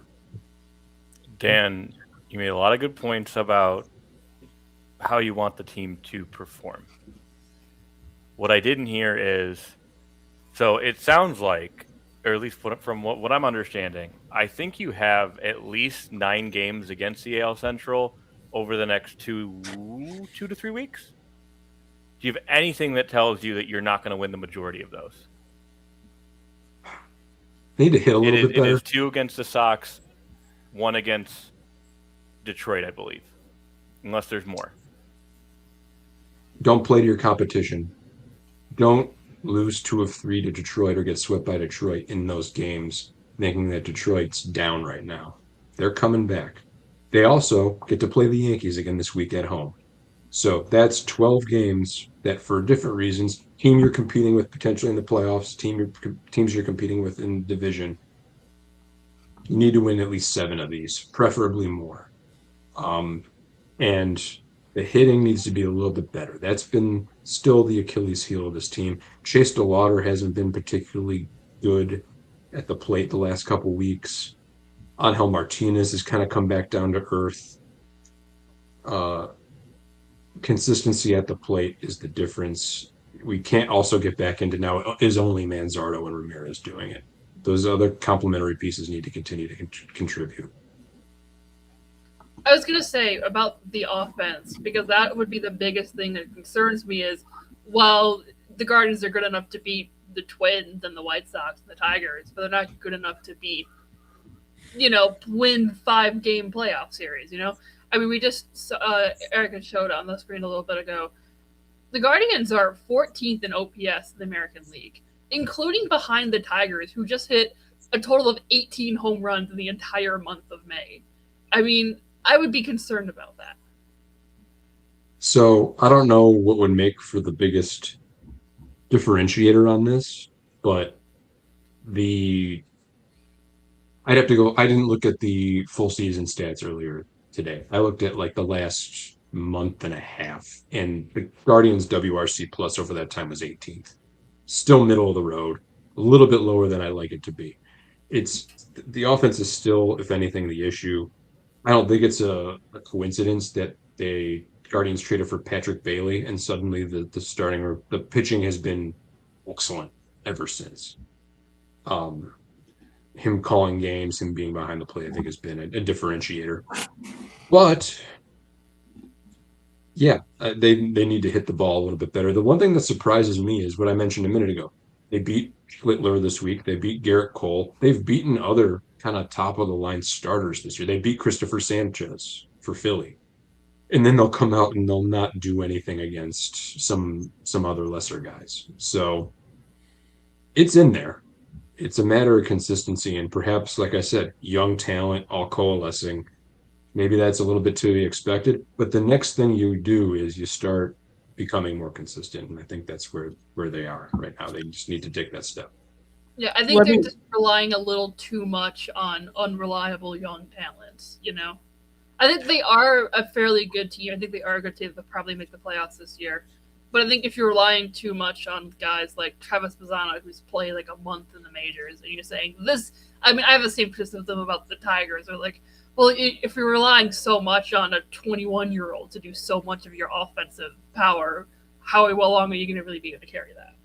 Yeah, I think that's valid. You know, the talent's coming in waves, and I don't mean that in kind of like, it sounds like I'm saying that as like a super positive, but I mean that literally. Like, you had a crop of guys come in, Manzardo and Angel Martinez and so on and so on. And now you're getting another crop with DeLauder and Bazzana. Ultimately, this could be a very good thing where you have all these guys all at once, but you got to get there first, and they're not. Like you said, Bazzana's only been in the majors for about a month now. You're going to get really good, but also you're going to get some not so good. You're going to have some growing pain. Yeah. Issues. Like McGonigal has just had a month where he was hitting pretty rough. He's kind of gotten out of that now. But, you know, I mean, I would be more worried if you had a young player who didn't go through growing pains, because you just be like, okay, is this just a hot stretch and you're going to fall down to earth at some point? Like, right. Yeah. But even to build the amount of leeway you need in the division, in the wild card, whatever it is, where if you did go on a 5-6 game losing streak because we have an adjustment period, it's not the end of your season. Agreed. I agree. This all sounds very like dire and judgmental of this team. They've got a very good chance to make the playoffs. I guess my thing is more, and Sam, you've talked about this a little bit with the Royals and kind of what you were expecting from this year. Like, expectations should be higher now. We shouldn't just be making playoffs now. This is a team that made the ALCS 2 years ago. We need to be back there. Like this. The expectation should be making a ALCS or a World Series. It shouldn't be, let's try and win this shit division. Like, here's something I want to throw at you, Dan, because you mentioned this being similar to the team in 2016. And that's great. That was 10 years ago. And things have changed a lot in the last 10 years. And I've just been going through looking at payrolls, MLB payroll rankings of the last handful of years. Since the pandemic season, I'll use that as my cutoff. The only team who has made the World Series with a bottom half payroll in the MLB was the 2023 Arizona Diamondbacks. And that season, they had the 19th payroll. Yeah. The Guardians have the 29th payroll this season. And, like, I kind of feel like in the world of baseball 10 years ago, you could get away being a legit contender having a middle payroll. And that season, 2016, the Guardians had or rather, the Indians had the 24th payroll in 2016. The Royals, when they won the World Series in 2015, had the 16th payroll. And I feel like things have changed so much since then, where I look at this list, and in the last 5 years, pretty much every season, the two teams who played in the World Series had a top 10 payroll. And like I mentioned, the Diamondbacks of 2023, they had the 19th highest payroll. There's a big difference between having the 19th highest payroll and the second to last highest payroll. I think the gap between like the last and the first has gotten like 3 times as big as it was a decade ago or something. Oh yeah. Like that. And there's nothing novel about me saying wealth is accumulating at the top, you know. And I think it's not even so much about, well, it is about the payrolls, but it's really about beyond that, the budgets of the teams.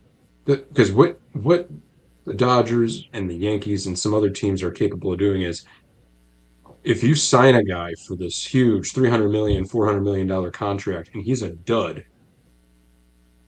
oh well, we'll do it again. We'll do it again. We'll get somebody else. If you do that as the Royals or the Guardians or the Rays or whoever else, and it doesn't work out, you're screwed. It's done. It's over. You just spent all that money on somebody and you're getting zero production, and you don't have the means to go out and do it again the way other teams are capable of doing at the top. I get your premise, and I agree with it to a point. I don't think that I'm not going to count the Guardians out just because they have the 29th payroll. No, talent-wise, that's not what I'm saying either. Yeah. My point is things have changed a lot in the last 10 years. I think what you could say is the margin for error has gotten even smaller than it was 10 years ago. I think is a fair way to say it. And to my point, though, if they make a trade for somebody, it's not going to be the 29th payroll anymore. It's going to be higher. And again, it won't be in the top half, which is kind of your point. But the point is they have the ability, they have a little bit of the means to maybe grow into this budget that they have and add some talent. But I'd really like to see them rattle off 9 out of 12 before we all start talking about that happening. You'd like to see them give a chance to Carlton Mitchell. To harken back to last week, yes. Yeah. If we don't have anything else on the Guardians, I guess we can go to Ty. Oh boy, let's talk White Sox. We did talk Minnesota Twins and Sox series in a previous episode this week, so you're more than welcome to go check that out if you're interested. We went 1-2 against Minnesota and 1-2 against Philadelphia while on the road in each series. For those keeping track, Phillies starters, we missed Sanchez and Wheeler, so could have been a winnable series there. Minnesota was a winnable series, so we're starting to see a trend here. We are 4-8 in the last 12 games on the road, which isn't something I like. David Sandlin, who was part of the trade with the Boston Red Sox that brought Jordan Hicks over, he has started 3 games now. First game, he looked against Minnesota at home. He looked like next Cy Young. Then the last 2 games, he's gotten blown out. So I don't know how much longer the David Sandlin project is going to occur at the major league level. But if you want to keep us in games, he is not someone to keep throwing out there. They even tried with an opener today. Opener didn't really work out too well. Lost 5-9. With that being said, so once again, the last 6 games hasn't been great for us. we are still 2 games back in the division, and we're still up 2 games in the wild card. So going back to Dan's point from earlier, like, don't count the Sox out. Like, it's definitely, like, it's not someone you just sleep against anymore. But I kind of want to talk a little bit more about our away record of 14-20.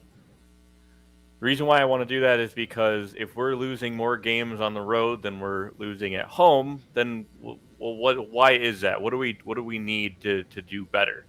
And what you'll notice about the White Sox is being without Kyle Teel, being without Murakami, and honestly without some of the starting pitching that we expected to be here at the beginning of the year.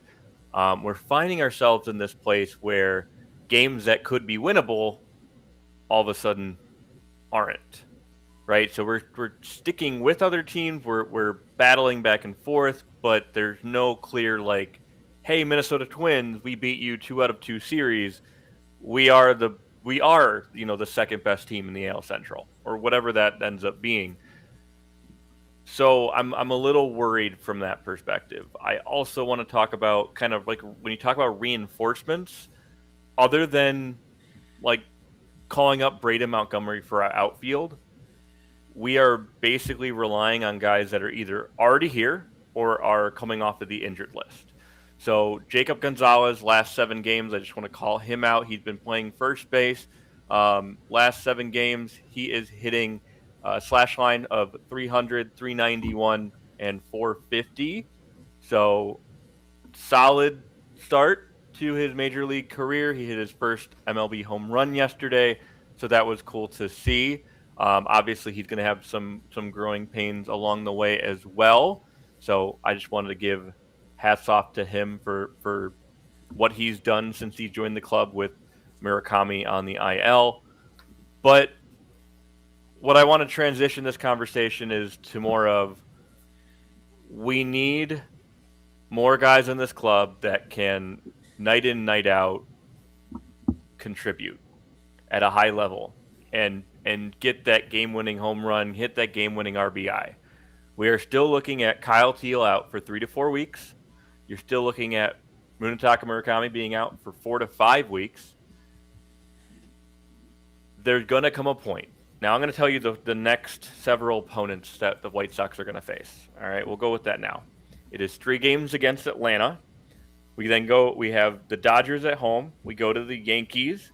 We go to Detroit. We have Cleveland at home, Kansas City at home, and then we're away at Baltimore and away at Cleveland. The way that we are pitching right now, and if we just happen to go these 8 series without Kyle Teel, without Munetaka Murakami, I don't think we're still in second at the end of a second place in the division after all of these.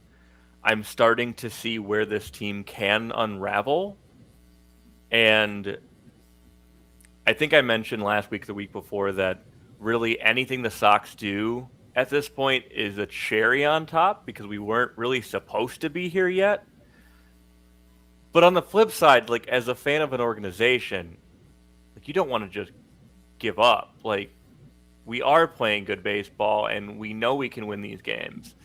So now that you're finally facing some adversity, the Twins, Eric with the Twins mentioned their longer streak of games. We also went 14 or 15 without a day off recently. So we're out of that. I'm really curious how we bounce back. And once again, are you going to have other guys step up when we still don't have these reinforcements we might need? The other thing I want to say on that comment, I want to make a comment about, is Colson Montgomery in his last 7 games is batting an abysmal 154, 267, 423. He is trying way too hard and striking out a lot when there are guys on base, and we might need to start reshuffling a couple of guys, because it's not the fact that we're not in games, it's the fact that we are losing them. So I have a hypothetical for you, because we talked about, expectations coming in, White Sox were not expected to necessarily do as well as they have been doing, but they are playing well. Let's say at the trade deadline, let's say you're a couple games below 500, you're like 7th or 8th in the AL. Do you buy or do you sell? What do you do at that point? Because the AL is very messy and weak. If you're really close to a wild card spot, do you try and push for it? No. They're not going to. I agree. You try to build things up for next year and the year after, right? Because I don't think you're not gonna getting a wild card spot is not gonna and losing immediately is not gonna do anything for the franchise. I think you do have a good group of young talent, and I think if anything, you say, here's the talent that we have. Now let's acquire some talent for 2027 and 2028. I think that's the right way to play it. You don't rush becoming competitive just because you're overperforming a little bit right now. But I will say, if we are 3 or 4 games above 500, if we continue to ride the Guardians' coattails, and we're right there, that's a different scenario.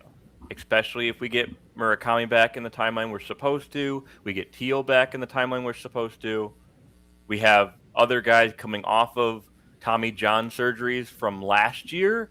Kai Bush, if anyone knows that name, is supposed to be coming back soon. So once again, it comes down to a timing thing. Can we continue to keep up over the next 8 series that we have against either our division or just decent teams? Can we stay in it? I would say a couple things. First of all, Ty, you rattled off kind of that upcoming schedule and a number of very good teams. I know you said you don't expect Chicago to be in second after kind of that stretch. What I would say is we're going to find out what the Chicago White Sox are made of. They're going to play a bunch of good baseball teams. They're going to do it without 2 of their most talented players. And I know you kind of gotten hung up on, we don't have the depth. We haven't had anybody step up because these guys are hurt. I wouldn't look at the offense. The offense is a top 10 offense. Who in that starting rotation is stepping up and contributing because they know that the offense is injured right now? You've got 3 starters with over a 4.50 ERA. To me, that is more of an issue than not having somebody to fill in for Murakami at a high level. And I think that's the next step here is pitching depth. I agree that pitching is our biggest issue, but if we're going to continue playing the brand of baseball we've been playing since the beginning of this season, they've showed you that, once again, no one expected Davis Martin to go and have a 2 ERA, right? So if you're going to start giving up more runs, him, Sean Burke, etc., you have to keep giving the same, if not more, offensive output. Yeah. And with guys on the team like Luis Angel Acuna, I know that Derek Hill has filled a role that he needed to fill. Everson Pereira, same thing. Like, no one's been abysmal, but it hasn't been like, hey, I could see this guy being on our team 3 months from now. Other than Tristan Peters, which hats off to Tristan Peters for going from banana ball to just knowing how to play baseball at a high level. Apparently they made a swing adjustment. I'm not too sure, but that was a good story to hear. But once again, it's Dan, based on your comment with we're going to learn who they are, I don't agree with that. Because without Teal and without Murakami, we're not even close to as powerful as we could be. We already have a good vibe. We already have the culture in the clubhouse that we want.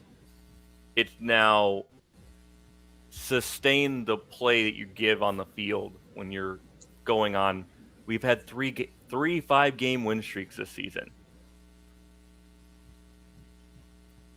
You're going to find out what some of those other guys are made of, I guess, is more of my point. Okay. with all that being said, like I said, I'll go on the record. I really don't think we'll be in second, especially if Detroit start to play better. I hoped that Kansas City would take the Minnesota Twins series and use it as a launching point to start playing better. It's not realistic for either the Sox or Cleveland to imagine that the three teams below them are just going to lay down and play dead. Like, that's just not real.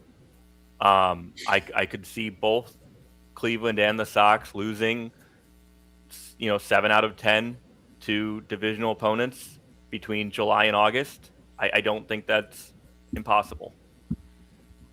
So how are you fighting back? How are you showing that what's happened over the first, 70 games in now? How do we prove that we deserve to be here? In our case, at least. And, everyone always thinks Cleveland's out of it at the beginning, even though they never are. The B-off season Cleveland Guardians. Well, and I think for you, Ty, for the White Sox, just this season, take another step in the right direction. And I think the way we saw this team play over the first 2 months of the season is that. Yes. Now, maybe they end the year and they don't have, a great record, but still you can go, well, we won, 15 more games than we won last season, and we were really good the first 2 months. And I think it's just taking another step for this team. And on that note, Sam, you reminded me that I don't remember the last time we got swept. We've always found a way to get one game of a series, which is something apparently our front office or our coaching staff has been pushing really hard. Yes, we dropped the last 2 games, but guys, we got to flush that, and we have to go and get it today. And I really do like that approach. As much as I don't like losing the first 2 games, at least showing that they care and that it not 2 games isn't going to make a difference to them. Yeah. Anything else on the White Sox? All right. We'll move on real quick. The Royals won 3 out of 4 against the Minnesota Twins. I'll tell this story real quick because I think this is the most interesting part of the Twins-Royals series. But Sam, it was such a well-played battle between these 2 juggernauts of teams that actually want to win games. I think there was one interesting story that came out of this game, and I'm out of this series rather, and I'll go ahead and tell it real quick. Yeah, you're right. A fella named Josh Rojas. He's a veteran infielder. Royals signed him to a minor league deal in the offseason. He was at AAA Omaha on Thursday, played a day game for the Storm Chasers in Columbus, played third base, led off, went 1 for 3. He had been called up by the Royals earlier that day, probably to be a replacement for Michael Garcia, who was nursing that injury. And he finished the game in Columbus. They scheduled a flight for him, and he was like, I don't know if I'm going to make this flight. He ended up missing the flight, and they scheduled a different flight for him, and he had to wait in the airport in Columbus for several hours. He said that he took a nap during that time at the airport. He ended up getting on the flight, and because the Royals Twins game got delayed by about an hour and a half that night, he was able to make it to the game, to the ballpark at Target Field for to be available to come off the bench.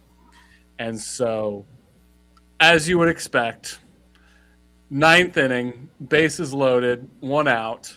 Rojas comes into the game as a pinch hitter, and he gets the game-winning hit up the middle, 2-run single, and the Royals win 8-6.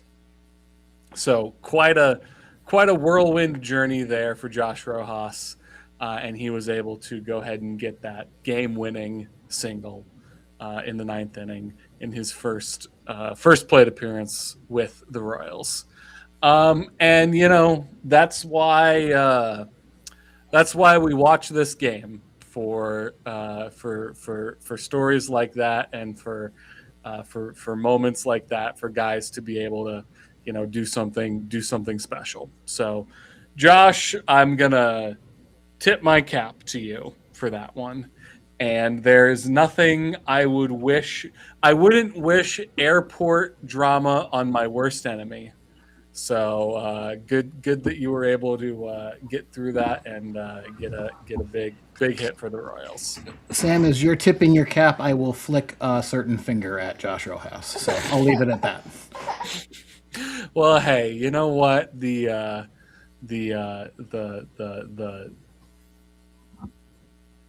At least you're not throwing a sliding mitt at him. Not yet. So, anyway, with that, I think we can go into some schedule and some predictions. So let's do that. This is the Cleveland Guardians. They finished up against the Rangers today. They're going to go home to play the Yankees in a 3-game series, and then they're going to face the Tigers in a weekend series. I would like to say that they play the Brewers next week. Brewers baseball versus Guardians baseball is going to be a nightmare to watch, because it's just going to be constant bunts and stealing bases and infield bloop singles. A lot of small ball in that one. But anyway, there's the Guardians. The White Sox finished up with the Phillies today. They're going to go play the Braves and the Dodgers, and then the Yankees, and that'll be something. We'll see. I would like to point out one promotional day on the 12th. What the hell is Homie's Big Head? I know Ty just left. What the hell is this? Presented by Beggar's Pizza? I have so many questions. Anyway, somebody get back to this. But you know what? We've got a mystery here in today's podcast, and hopefully we can get to the bottom of it. But anyway, there's the White Sox. You can click on the Let's Chat and ask them what the hell is it. We got then the Minnesota Twins are going to go to Detroit. They're going to have a 3-game series over the weekend against the Cardinals. And then, if my eyes do not deceive me, they're going to play 2 games against the Rangers on Monday and Tuesday. And then they're going to have a day off on Wednesday. And then they're going to play another game against the Rangers on Thursday before going to Arizona. That's weird. Yeah, that's odd. It's weird because, especially, they're playing in Texas. It's a roofed stadium. Yeah. Is there something going on in Texas? They're going from Texas to Arizona, which that's not a long journey. I will assume on the 17th there's a gun show inside Globe Life Field. Oh, is there a World Cup game? Oh, is that in Texas? I have no idea. I don't know. I thought that was LA. I think they have some in Texas, but I think it's in Houston. I thought it was in Houston, not. I don't know, but I know the Royals, are not playing at home really while the World Cup's going on in Kansas City. I'm gonna look this up. England is playing Croatia in Dallas Stadium in Arlington, Texas, June 17th. Yep, there we go. We figured it out. Man, I'm so good. Wow, I'm in awe of my scheduling knowledge prowess. Anyway, Sam, don't make me kick you off this stream. I swear. Sam, sometimes you're a genius. It's like it's got its own gravity pull or something. The inner machinations of my mind are an enigma. Anyway, we've got the Detroit Tigers. They're going to play a 3-game series at home against the Twins. They're then going to go to Cleveland and then to Houston to play the Astros. And finally, the Royals are going to go to return home to play the Rangers. They are going to then continue that homestand against the Houston Astros, and then at the Washington Nationals. And then the Royals also have a weird series against the Cardinals, and I'm going to assume that's for World Cup purposes as well. But anyway, there's the schedules. We got 2 series to predict this week. We've got the Twins and at the Detroit Tigers, and then the Detroit Tigers at the Cleveland Guardians. Lee, how you feeling? I feel pretty good for the Twins series. I think the Tigers are going to take 2 out of 3 for that. I know we lost all 4 games against them, but that was an anomaly. Tigers are at home for one. Their offense is doing a lot better. And also when they play that Twins series, the entire team had food poisoning or stomach flu or something. And that's not a made-up thing. So I think the Tigers are going to win 2 out of 3 for that series. Dan? Really wish this was a 4-game series because this screams split to me for some reason. But it's not. It feels like 2 teams going in diverging directions. I don't want to pick the Tigers, but I think I need to. Tigers.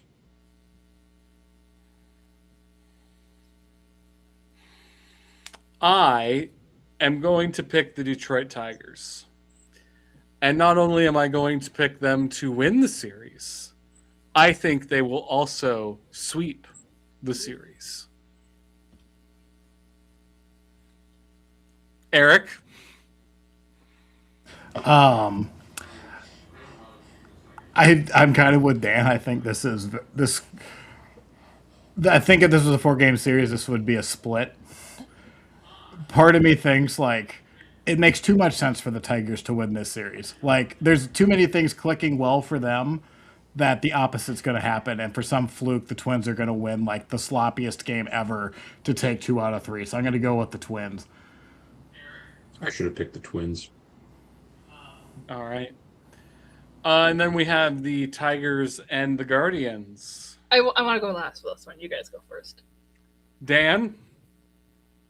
Lee made a lot of the additions that Detroit has made to their offense internally, getting guys back, Kerry Carpenter, Gleyber Torres, etc. Guardians were 16th and 5th before Patrick Bailey joined the catching staff. They're 4th and 5th since. I think Cleveland's pitching propels them to a 2 out of 3 series victory.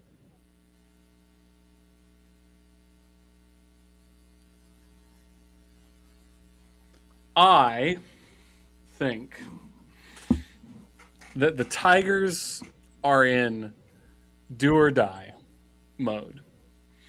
And I think that they are going to win the series against the Cleveland Guardians. I also predict that the Tigers are going to win the series. I think the Tigers are going to win the first 2 games of this series, and then they are going to lose a heartbreaker in Game 3. That's my prediction. Eric? I'm trying to do this in between baby cries, so I'm going to go with the Guardians because I can't explain anything more than that right now. Sweet. Lee? Okay, maybe this is cheating a little bit. I am going to say I think the Guardians win this series because I don't think the Tigers' pitching matchups probably won't line up particularly well for us. I think we'll have Melton, but I think it's probably going to be Valdez again. But if Skubal is available to come back and pitch 1 game, we will win the series. I think Tigers win if Skubal comes back. So maybe that's cheating a little bit. But I think Guardians win, except if Skubal comes back. I think what that means is you need to stand on if Skubal's coming back for Sunday or not. I think Skubal's coming back for Sunday, honestly. Well, then I think you pick the Tigers. I guess I picked the Tigers then. I think Eric had to walk away. But, nope, there he is. Yeah, I guess I picked the Tigers. But I want the record shown that I don't think the Tigers win if Skubal's not there. So just in case.